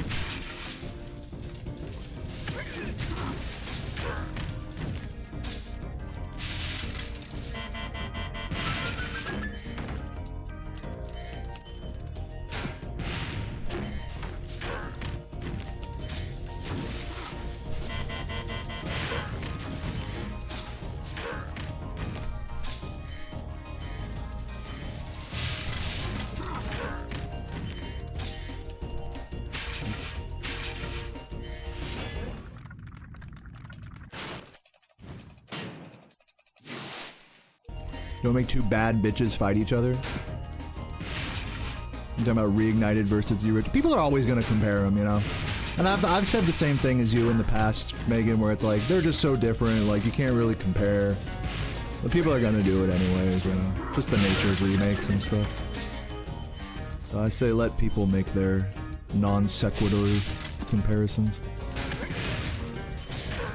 I believe the comparison that was being made earlier is that Jock doesn't look as good in Reignite, and I think that's a very fair take. I generally like the art direction in this game more than Reignited. I don't think that's an unfair comparison at all. But still totally subjective.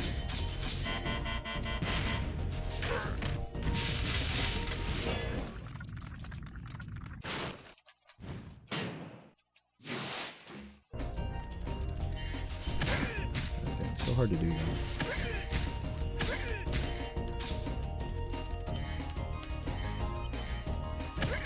No, the skybox in Jock looks great in Reignite. I meant like the boss himself.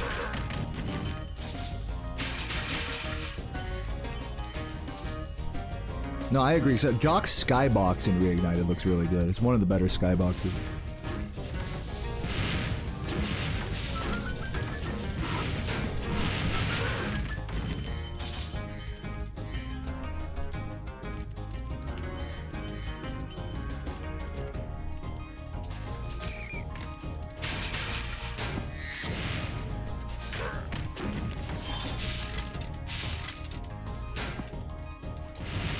floppy.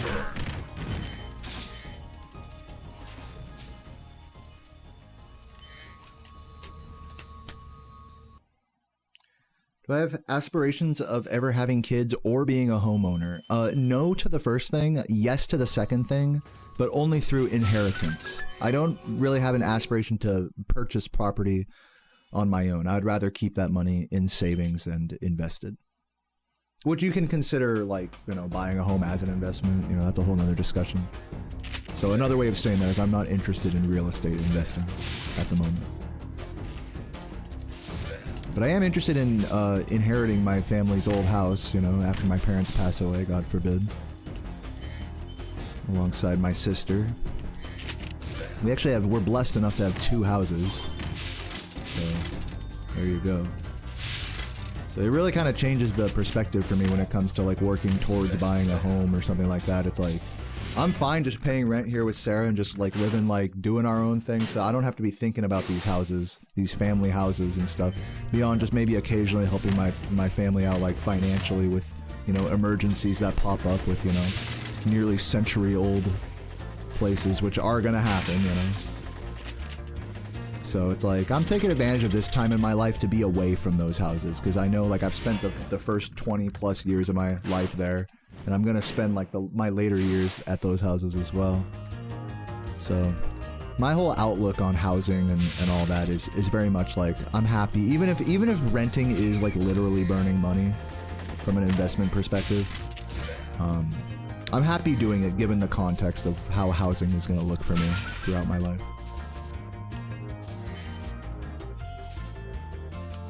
Might make sense to some of you, might not make sense to some of you, but it's just kind of my attitude about it. I'll have plenty of time to worry about housing as an investment. Rest assured.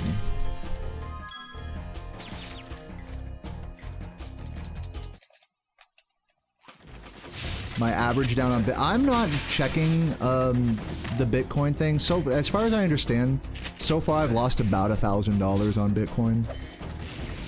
I'm planning on just holding it until, like, for many years, so I'm not really stressing like that it's, like, down right now or whatever. Like, I think it'll be fine.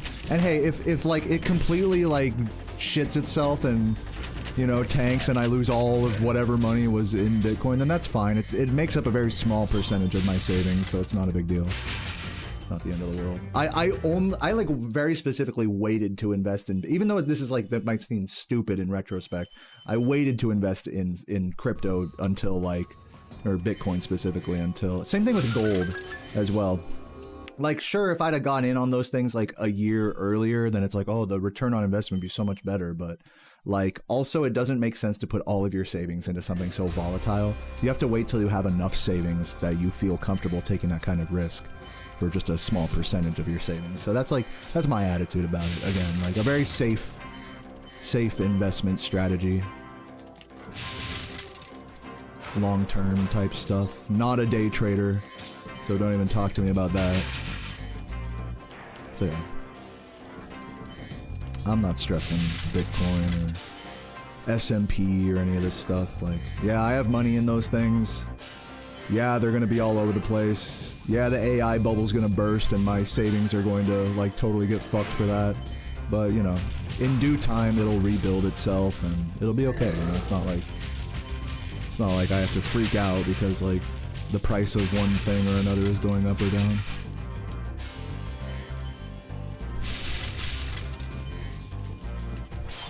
Wow, that was a crazy flop. I did not intend that.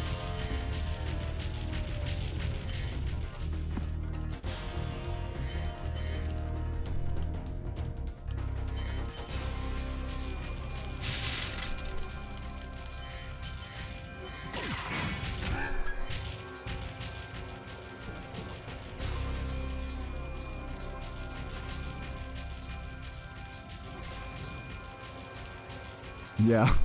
I'm kind of with you on that, Stardusted. It's all just fucking yapping, you know, at the end of the day.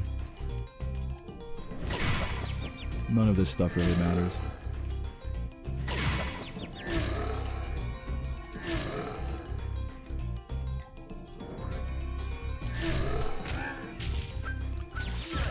Nice. Oh, is this gonna be, this might be the fucking, 121. If I lock in for this loot, then maybe 121. This is gonna be a tough one though.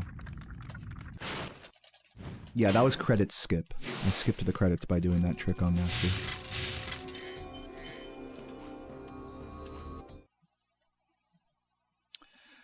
What's up, Luminescent? Thank you for the good lucks.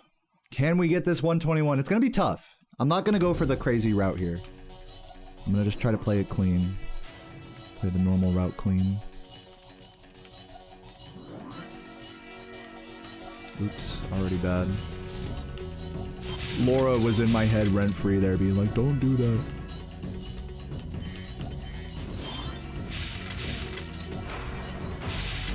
The second guessing. Missed that, that's also bad.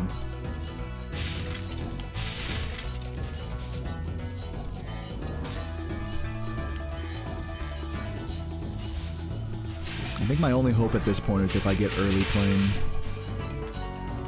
coming up here.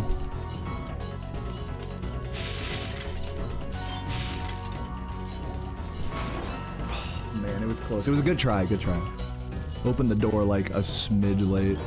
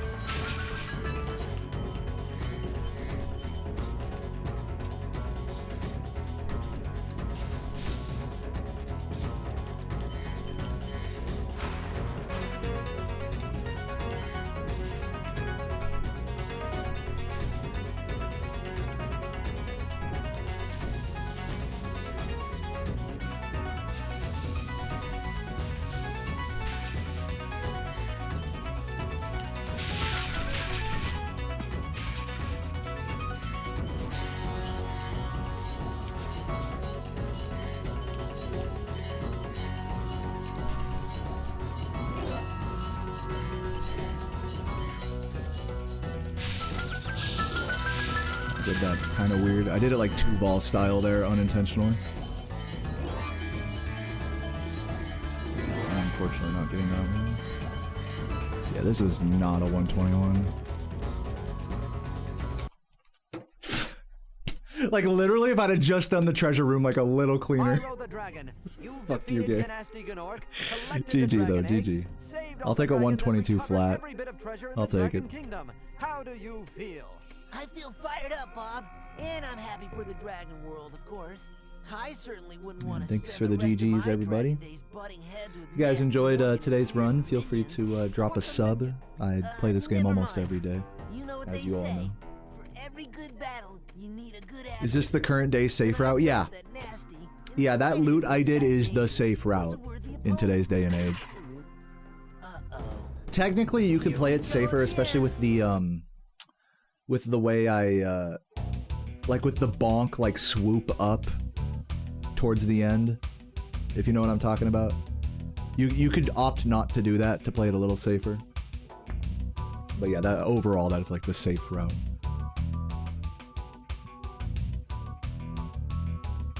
So yeah, I've only been going for like an hour and a half. Billy with the 15 months, 121 in our hearts. Yeah, that honestly, that was a 121 in my heart. With a bad lofty and all this, you know, pretty overall kind of subpar pace. Like I'm really not too mad about it. I was pretty much even with these splits the whole time. So it's all good. I'm not going offline though, just so you guys know. Oh yeah, I gotta check the polar bear on Discord. One sec. Let me do that before taking a break. But yeah, while I bring that up, what do you guys think? Another run? Tell you what, 3 more subs, and I do a run. I do a second no reset. I'm leaving it in the chat's hands.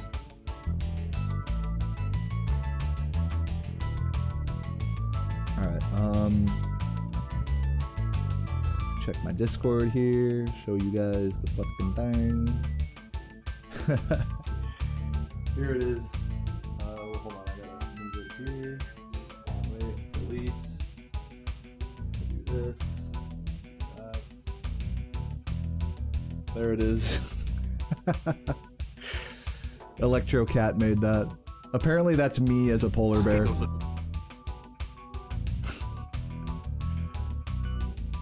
He has like a French mustache. I must say, if you were to just tell somebody like, oh, who does this resemble? I don't think they would say me, but I'll take it. I'll fucking take it, dude. That's funny. Yo, Troy with the 11 months and Ghost with 5. Thank you so much, Ghost. It looks like we're gonna do another run here, everybody. So stick around. I will be right back.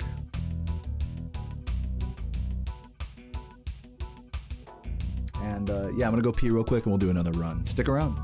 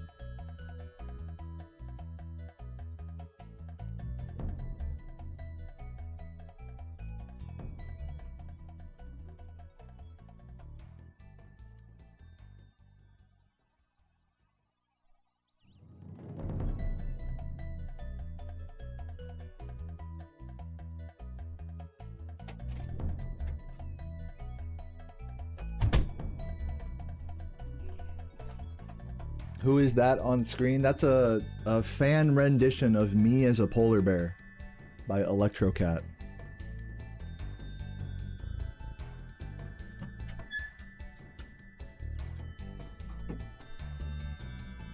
Alright, well, 122 flat under our belts today. And we got some generous gifters here today. Shout out Simo as well with the Prime, just saw that. I enjoy having you here.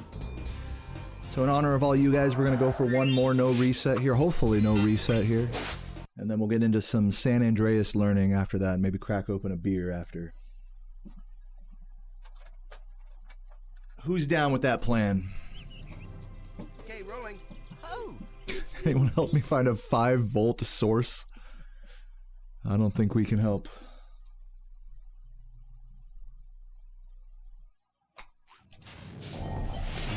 Bad start. Thank you for releasing We. Free 10 dragons in the Oh, you gifted one too, Aladite? Oh yeah, on YouTube. I just saw that. Thank you, Aladite, for the YouTube gift. I wish it showed in my on-screen chat whenever there was like YouTube stuff. That's all I can tell you. I wonder if I can like set it to do that. Just playing around. Settings. Oh. Yo, Michael with the bits. Thank you for the 100. Yeah, 100 subs. Oh my god. Legend.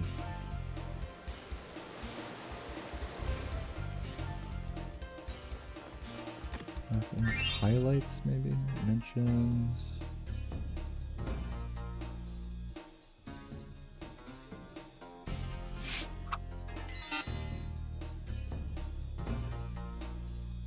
What I could do is I could have like a YouTube bot, like I could try to have bot Ricks. I'm not gonna do this right now, but in the future, I could try having a bot Ricks post a message in the chat whenever somebody does a YouTube subscription, because it does it automatically on my on-screen chat for Twitch, but it doesn't do it for YouTube. So sometimes I miss the YouTube stuff because of that. Oh, it's been peaceful. But I'll worry about that later.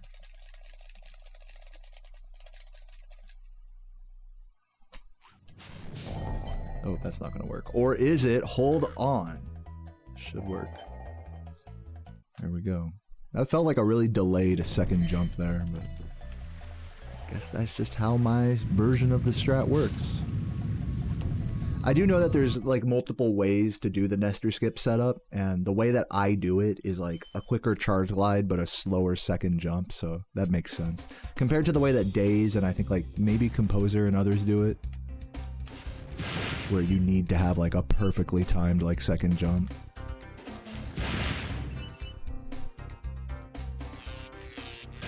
I don't know.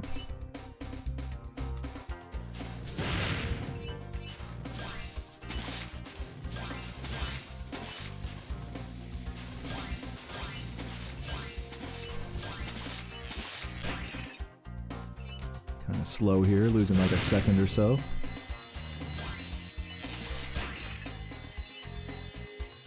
Is it considered cheating if someone uses performance-enhancing drugs?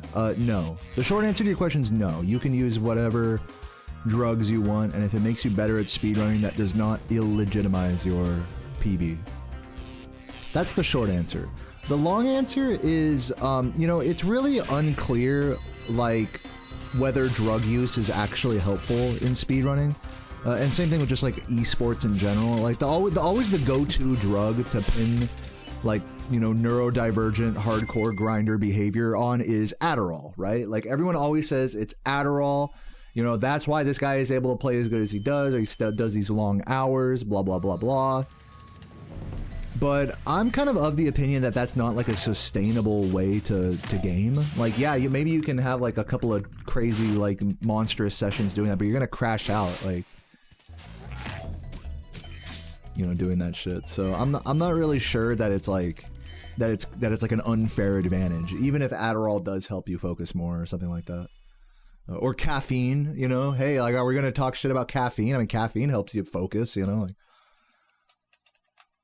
So yeah, short answer to your question is no. There's no cultural taboo against performance enhancing drugs in video games, like there is for competitive sports.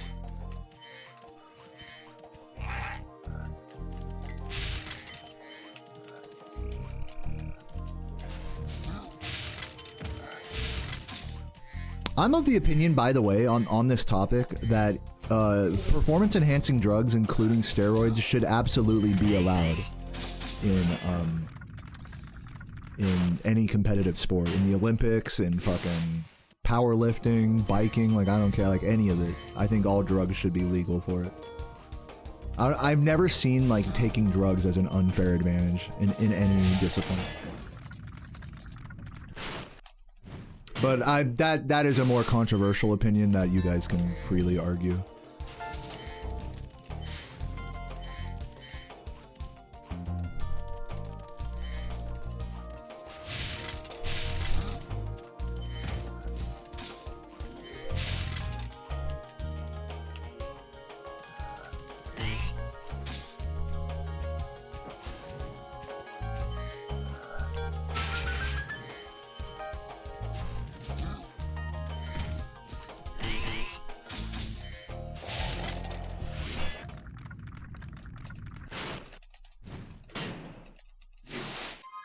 What's up, Bex? Good to see you. Hope you're doing well today, Slog.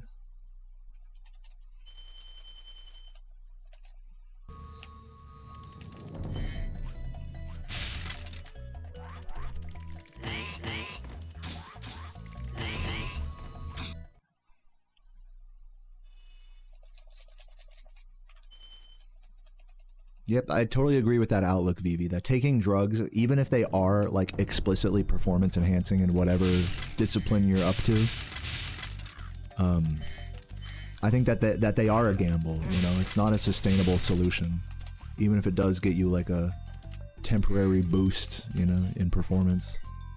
So just for that gambling with your life and your body aspect, I think it should be allowed, because it's like, if you're willing to take that kind of risk, like, I don't think that should be admonished, personally.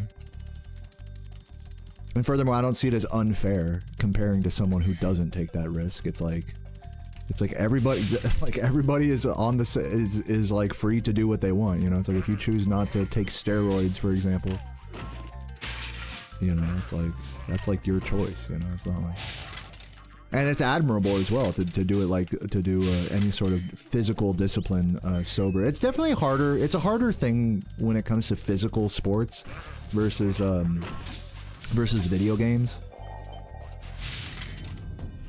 With video games, I think it's pretty clear cut that it doesn't matter whether you do drugs or not. Like, it's pretty obvious that like doing drugs does not make you like a inherently better gamer. Whereas I think people might argue differently with steroids and like physical activities.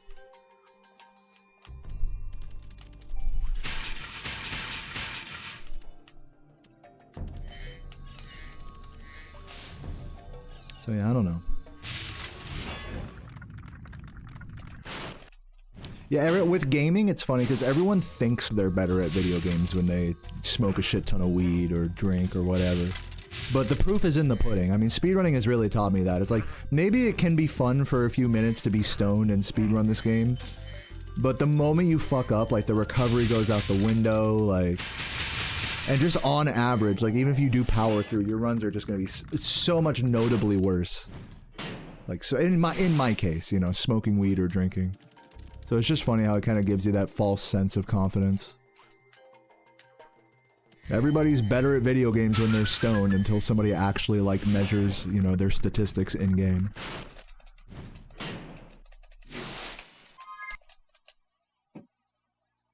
But, you know, I don't doubt that there are people that applies to, though. There are people who can legitimately play better on drugs than off.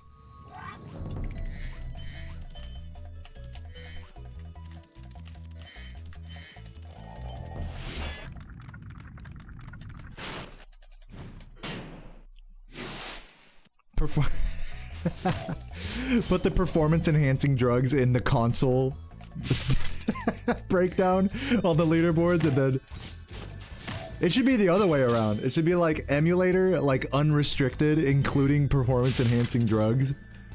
Like, you could do speed up, slow down, whatever, and then console has to be like the pure, sober, like natural experience. It has to be on PS1 only, you know, like as God intended. Yeah, that's a good way to split it up. And just anything in between that is just not allowed.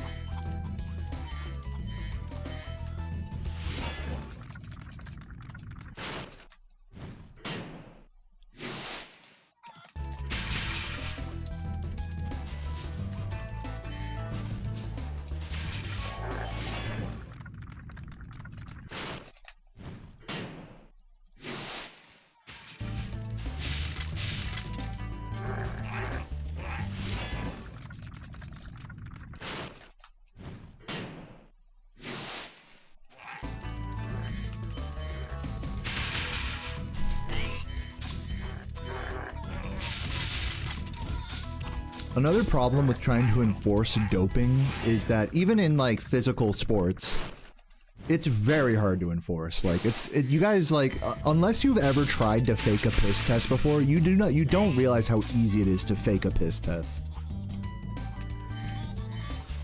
I've done it. I've done it for a job interview once, back in my degen stoner teenage years. It's like genuinely not hard at all. No pun intended. Not that I encourage it or anything. I'm just saying, like, there's like another wrench in the discussion, you know? It's not like it's an easily enforceable thing. Even if you do believe in like enforcing non-performance and like no performance enhancing drugs allowed, it's like good luck enforcing that.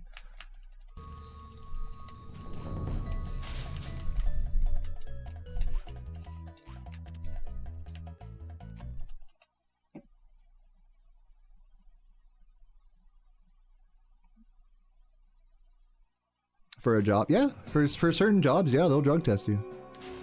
A lot of jobs, like, it doesn't matter, and they'll give you, like, the most, like, bare bones basic drug. Like, for a grocery store, for example. Like, they'll just give you, like, a mouth swab just to make sure you're not, like, literally, like, on crack, like, right then and there. Other jobs are obviously more serious and would require a piss test.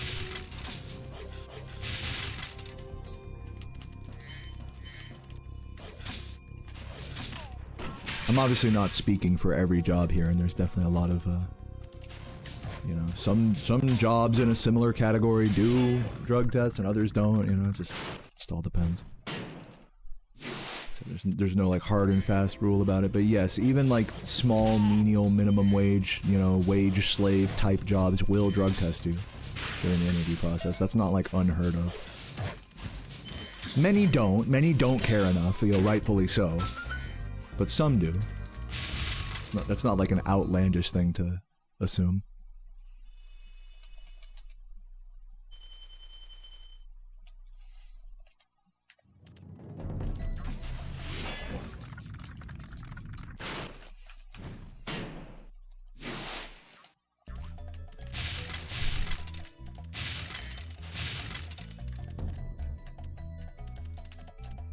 Almost.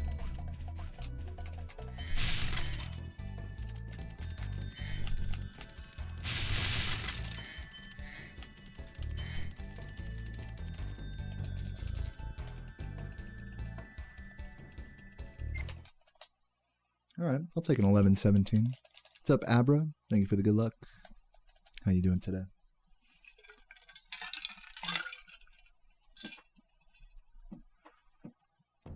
What up, Alex? Welcome, welcome. Yeah, we're just talking about doping in speedrunning and sports and the nature of drug testing for minimum wage jobs and whether that's, like, necessary or not. Based off what some of you guys are saying, it's like maybe I'm, like, too deluded that, like, I assume that, you know, menial jobs, you know, stuff like food service or whatnot, that it's like crazy to assume that they might drug test you, but, you know, just during the interview process. But I don't know, I mean, like, the few jobs I've applied to, like, that's happened. Again, it's not like, okay, we're gonna sit there and watch you piss, you know, or take a blood sample or something. It's not like that crazy, but that's what I'm saying is, like, to get back to kind of the original point, is that, drug testing is a very, like, inconsistent thing. Like, you know, it can vary from organization to organization, and even if they do require, like, a full-on piss test, you can fake those. It's not that difficult to do. I'm not saying you should.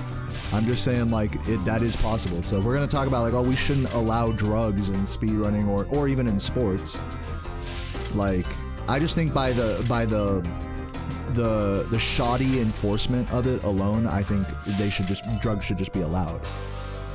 Even steroids in, like, competitive sports and stuff. Just on the shakiness of the enforcement.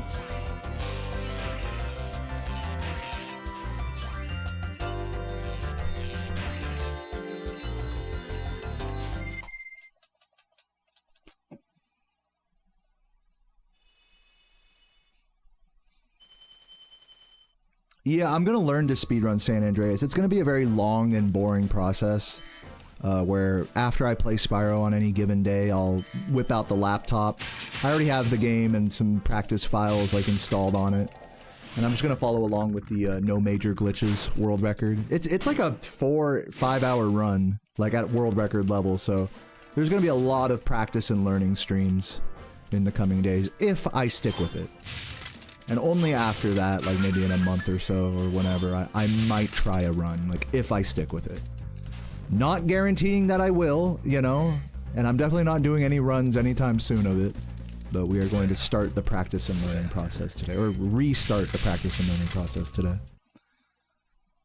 In San Fierro. I did actually learn Los Santos and Badlands already, but I need to review those, but before I review those, I'm gonna like start in San Fierro and then like circle back to them. It's very easy with like a long speed game to get like stuck learning the first hour over and over. So I'm trying to like break that cycle a little bit.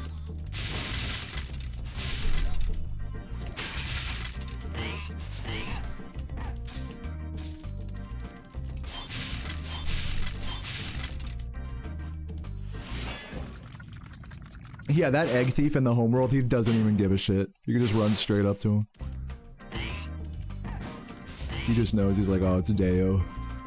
Like, rip.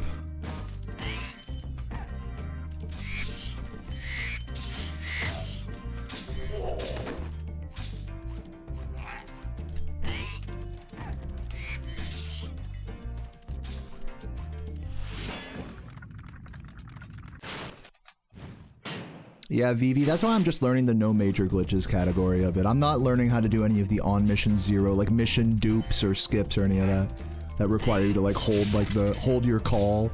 Like you have to literally hold a button on your keyboard for multiple minutes at a time to like do missions and stuff. I'm not learning any of that yet. Once I get past the NMG learning process and like put down a couple runs, then we'll talk about learning any percent no AJS and start learning mission skips and stuff.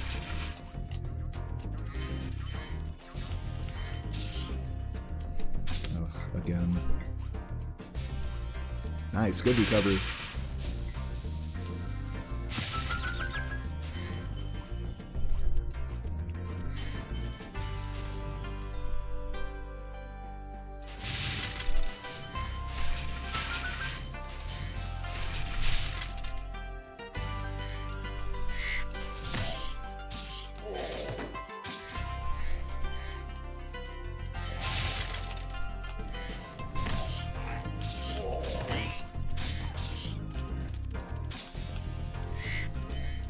Ooh, 7-10 split.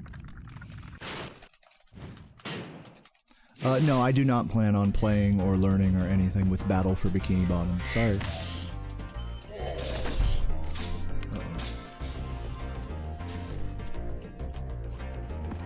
Man, this sucks. There we go. Well, gonna be losing at least 10 seconds here, unfortunately. Good level besides the missed big tricks. Still green.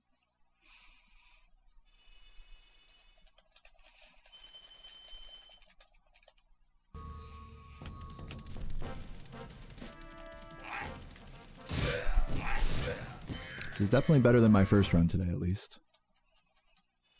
Yeah, still green. Dry Canyon Jump only chats, like, if it's like related to their username. I love that. They like really commit to the bit. I only ever see your username like at this part of the run. It's like, respect. I respect that.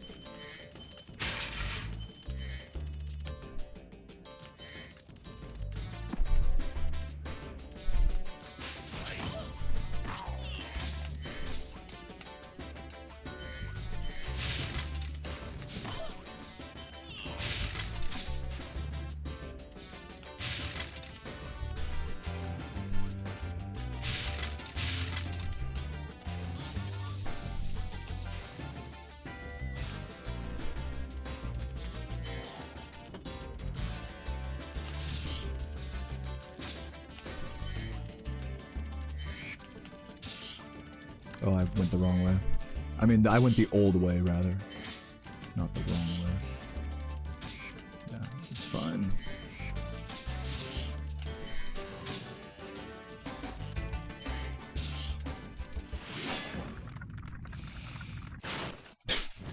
Just emote star.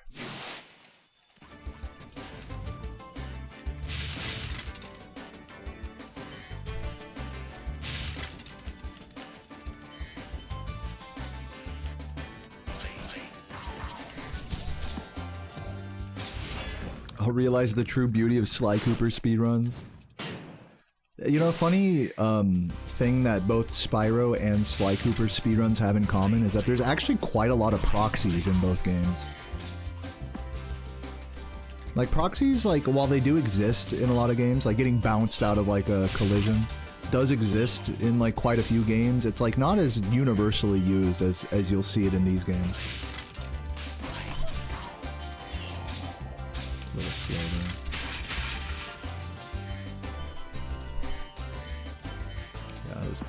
Dude, this is really sloppy. Holy shit. I am not saving time here. That was a disgusting movement.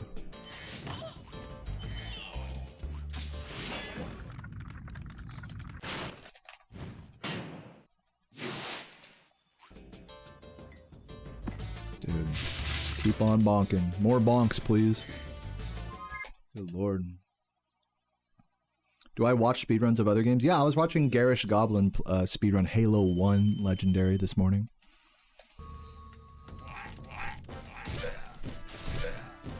Uh-oh. Slow. Everything's just sloppy here in this Peacekeepers, unfortunately.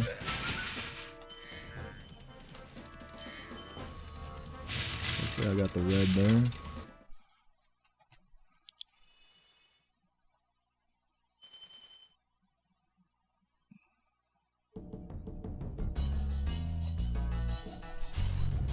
Come on, thank you.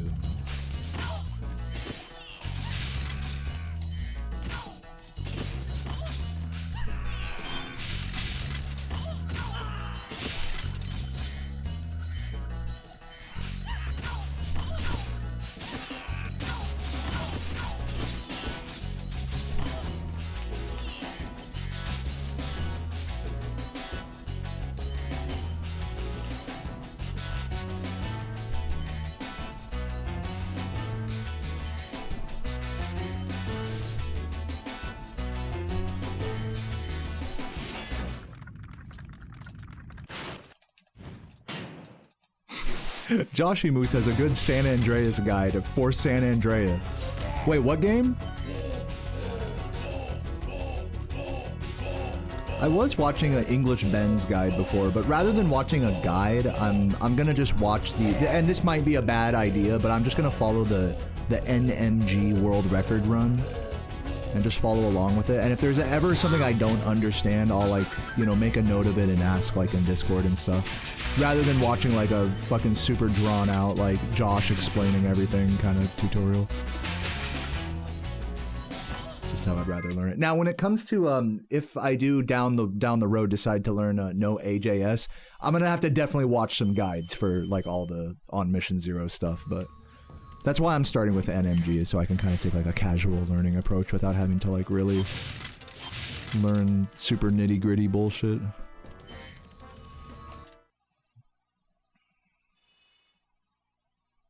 Without having to watch, like, an hour-plus long explanation of, like, 3 missions, you know?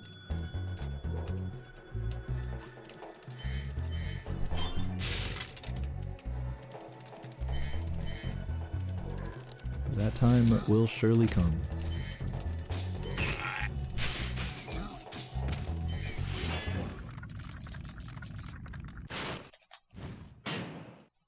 Yo, Dev, good to see you, man. Hey, good luck on the house cleaning. Love some good home economics in the chat. I did all the dishes this morning. Very proud of that. You guys know me. Me in a clean kitchen. Halo CE resets heavy compared to Spyro. Yeah.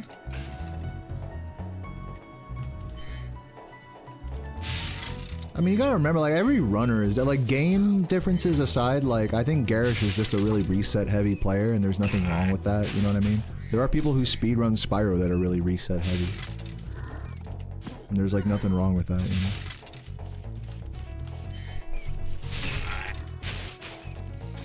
So yeah, but I think by the nature of Halo, same thing like with GTA as well, is that they both have this in common where any time loss is usually a really big one. Like it's rare, like in this game it's very common that like if you're just playing like with a lot of focus, like you can minimize time losses to like very small amount, like 5-10 seconds at a time or less. But in a game like Halo, you know, having to like restart, you know, revert to checkpoint, or in GTA like dying and having to restart a mission, those are insane time losses. So you can understand why perhaps people are more reset prone to those games. Reset prone in those games.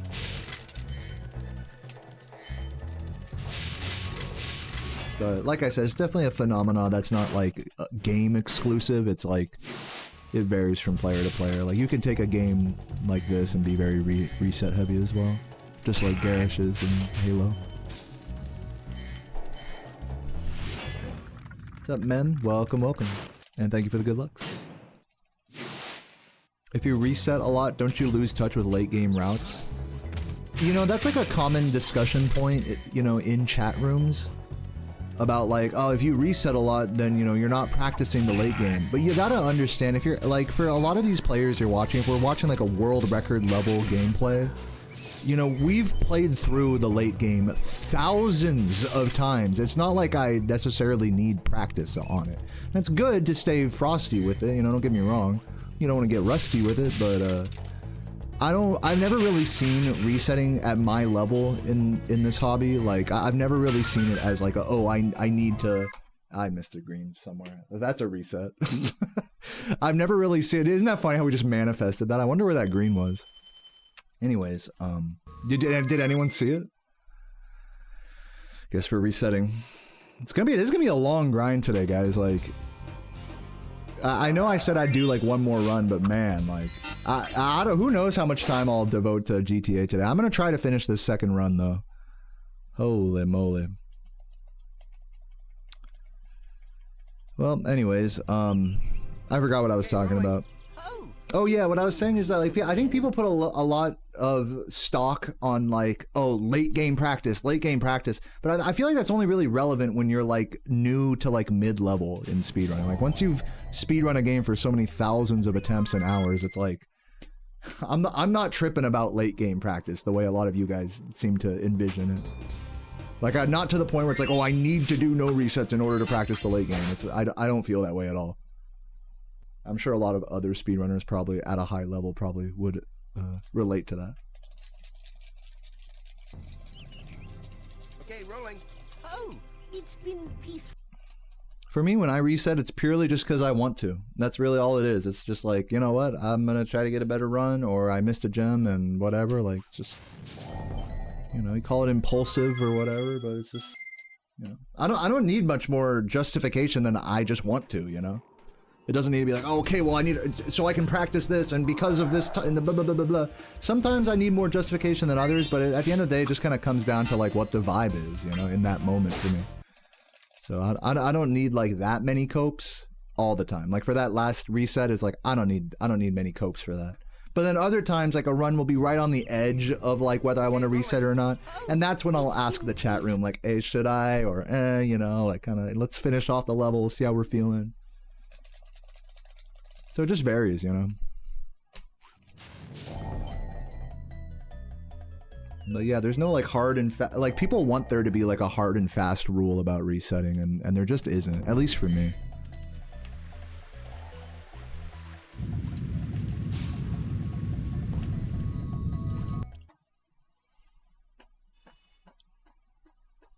What's up, JT? How you doing? Welcome, welcome.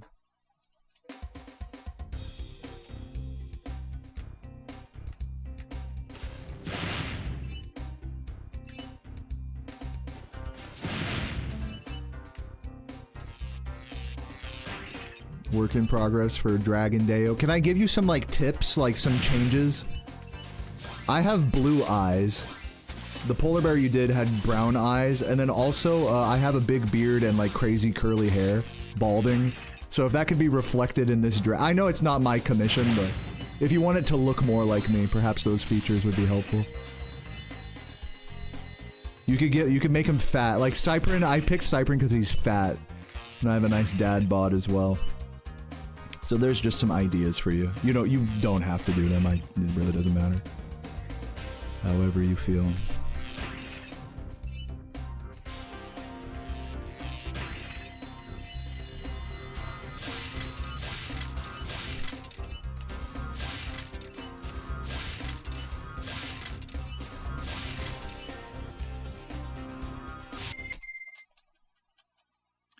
You haven't done the end game in a while. Oh yeah, I already read that. Very nice. 2340 before the ledge jump. I don't know exactly where that is in the level, and that timestamp doesn't exactly help me. But I believe you.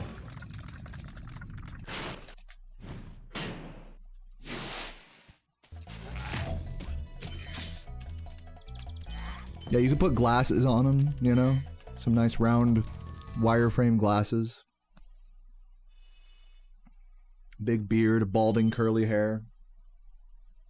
Blue eyes, dad bod. That should just about recover it.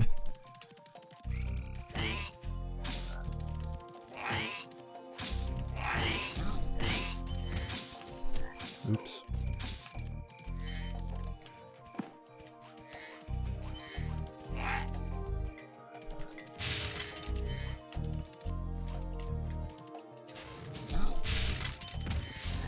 Oh my god, frog fuck off.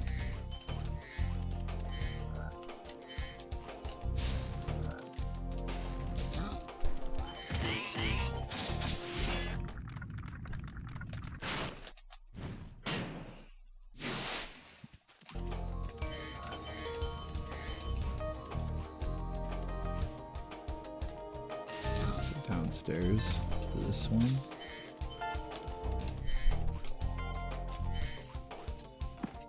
Unfortunate.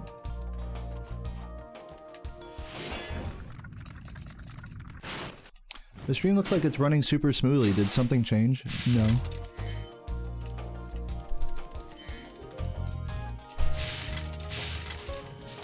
But thank you. Okay, you got a salty margarita. Let's go Simo. That sounds delicious. It's a super sloppy level right now. Oh, that somehow worked.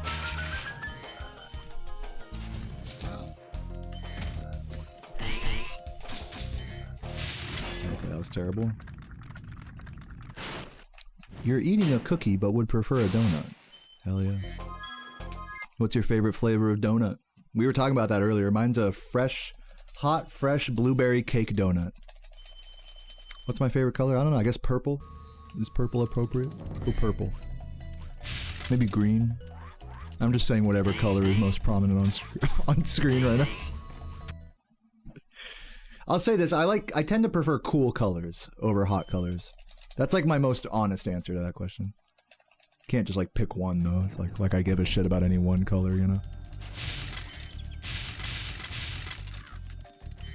I tend to prefer cool colors as well as pastels. So, I definitely have preferences on color spectrums, but not specific colors.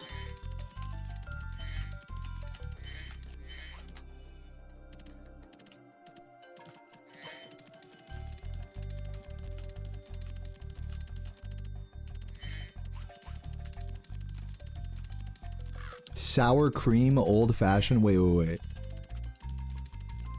Surely you don't mean like an old fashioned donut with sour cream on it. Surely that's not what you mean, right? Like you mean like a sour cream based like frosting maybe? Or like filling?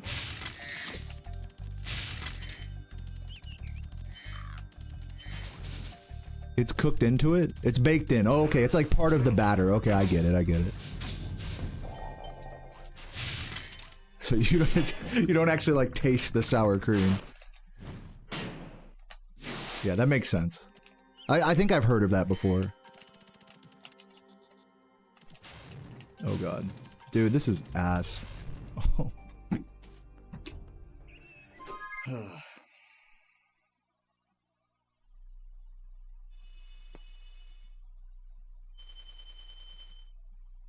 See you later, Electro Cat. Have a good one.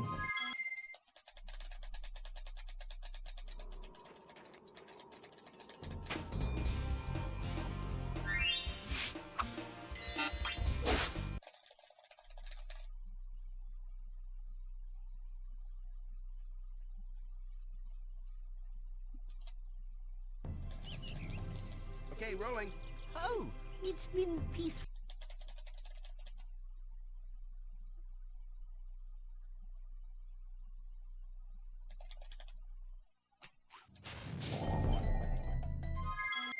A mug cake is a cake that you bake in a mug in the microwave. So yes, you do have them in the UK. They're just like a lazy man's baked thing. Don't talk to you? Who, me? I will talk to whoever I want right now. I am currently in the throes of the tedium of 2.5 hours of resetting. So I will do as I please. Oh, it's been peaceful. You can taste some of the sour cream funkiness. Yeah, but I'm sure it's not like that prominent. No, I get what you're saying. Question about the mentality of speedrunning. Does it feel worse when you just botch a spot, or if it's like the last one where it's just unlucky? Well, I would say in my last run, I pretty much botched it. I would not chalk it down.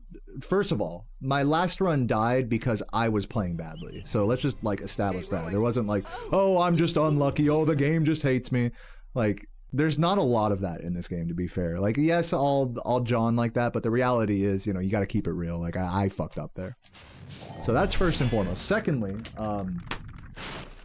the first part of your question was, does it feel bad like when you botch a spot? Yes. Yes, that feels bad. Like, I think you're asking, like, does it feel worse if it's like a user error versus the game fucking me over? I think the cope is easier when the game fucks you over versus when you're fucking up. It's like harder to like accept that and overcome it. But either way, it feels bad, man. You know, I mean, that's kind of the TLDR is both are not good. Someday, I will say this, kind of in the spirit of your question, like some days it really hurts to be playing bad or to like mess up and be playing badly or whatever, more than others, more than other days. The way I describe it is like, you know, it's bad when like every little time loss feels like a knife through your heart. It feels like an actual like I hate, like, you know what I'm saying? And those days are really hard to overcome. Today is not one of those days. Today I'm like perfectly fine like with my mistakes, and I'm not too like wrapped up in the ego of it as other days. Like, just every day is different in that regard, in how you react to mistakes, regardless of if they're self-inflicted or not. So there's some insight for you. Okay, rolling. Oh, it's been peaceful.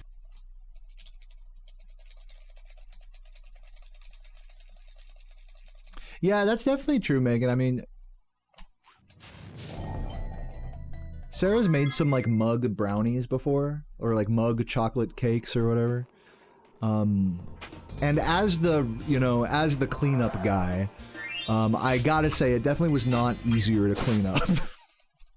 That shit was like super hard stuck to the fucking mug. That was like not easy to clean up at all. It's like you might as well just use a pan and an oven, you know? Oh, it's been peaceful. I like the form, like the shape of a mug, because like it'll be cooked on top, but then it'll be more gooey inside, just because of the shape, you know? So I do like that aspect of it, rather than like a flat, you know, sheet or baking sheet or whatever. Thank you for releasing me, Spyro. Breed 10 dragons in the Artisan world.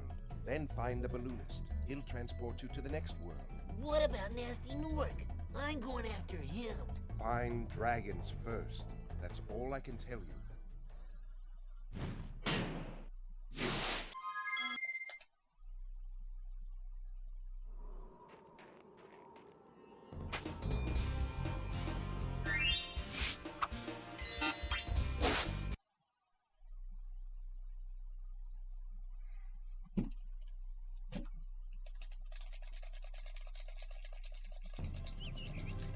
Okay, rolling. Oh, it's been peaceful. He can tell me more. What he should tell you is that you need to exit a vortex in order to unlock Toasty. That would actually be useful information. Thank you for releasing me, Spyro. Breed 10 dragons in the Artisan world. Then find the balloonist. He'll transport you to the next world. What about Nasty Newark? I'm going after him. Find dragons first. That's all I can tell you. He should say, find dragons and exit the vortices. That's what he should say. Then it's like clear instructions for how to progress.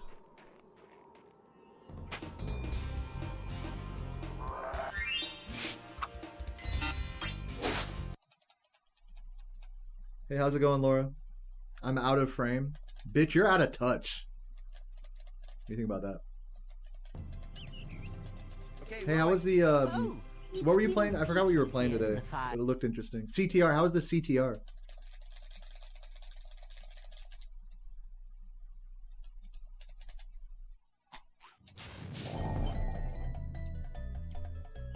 Watch this work. Come on. Oh yeah! The rare recovery Nestor skip. You do not see those every day. It still lost me like 2 or 3 seconds, but I'll take it. Oh, you quit in Hub 3? Dude, respect. Fuck. Dude, I'm alright. Look, it looks like I'm playing like dog shit too. I got a 122 flat today and my gameplay has just been steadily deteriorating since then. I should probably consider taking a break. If this run resets, I think I'll take like a 10-minute break or something and then come back to it. I would like to finish one more, but we'll see. We'll see what this run has in store for me.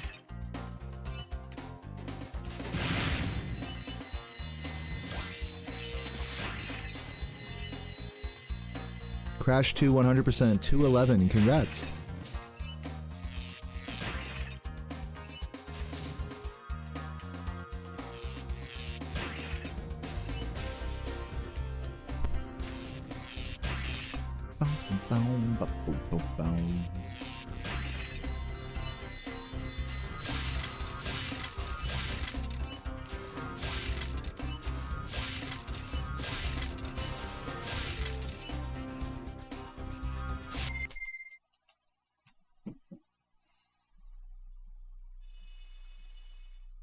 Where did I get the name Deo Man from? I was in elementary school and I would always write the word yo on the whiteboard. So when I made a RuneScape username, I put "Duh Yo Man" as one word.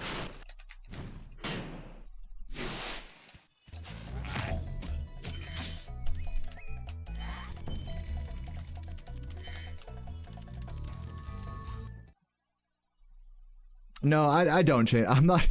I wish I was that creative to where I'd be like, yeah, man, I'm fucking. I should like I'm not good at that kind of streaming where you like preload like crazy responses and stuff to like fuck with people. Some streamers are really good at that. At like being like, oh yeah, I have a different witty quip for every like little redundant question. But I choose to not be that prepared.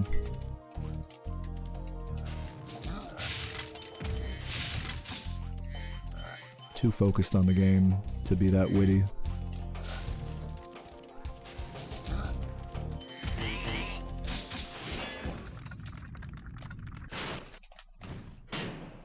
What's up, Tulu?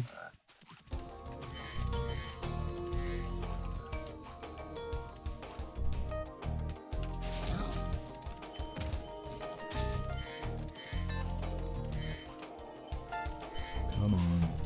Dude. I'm gonna take a break.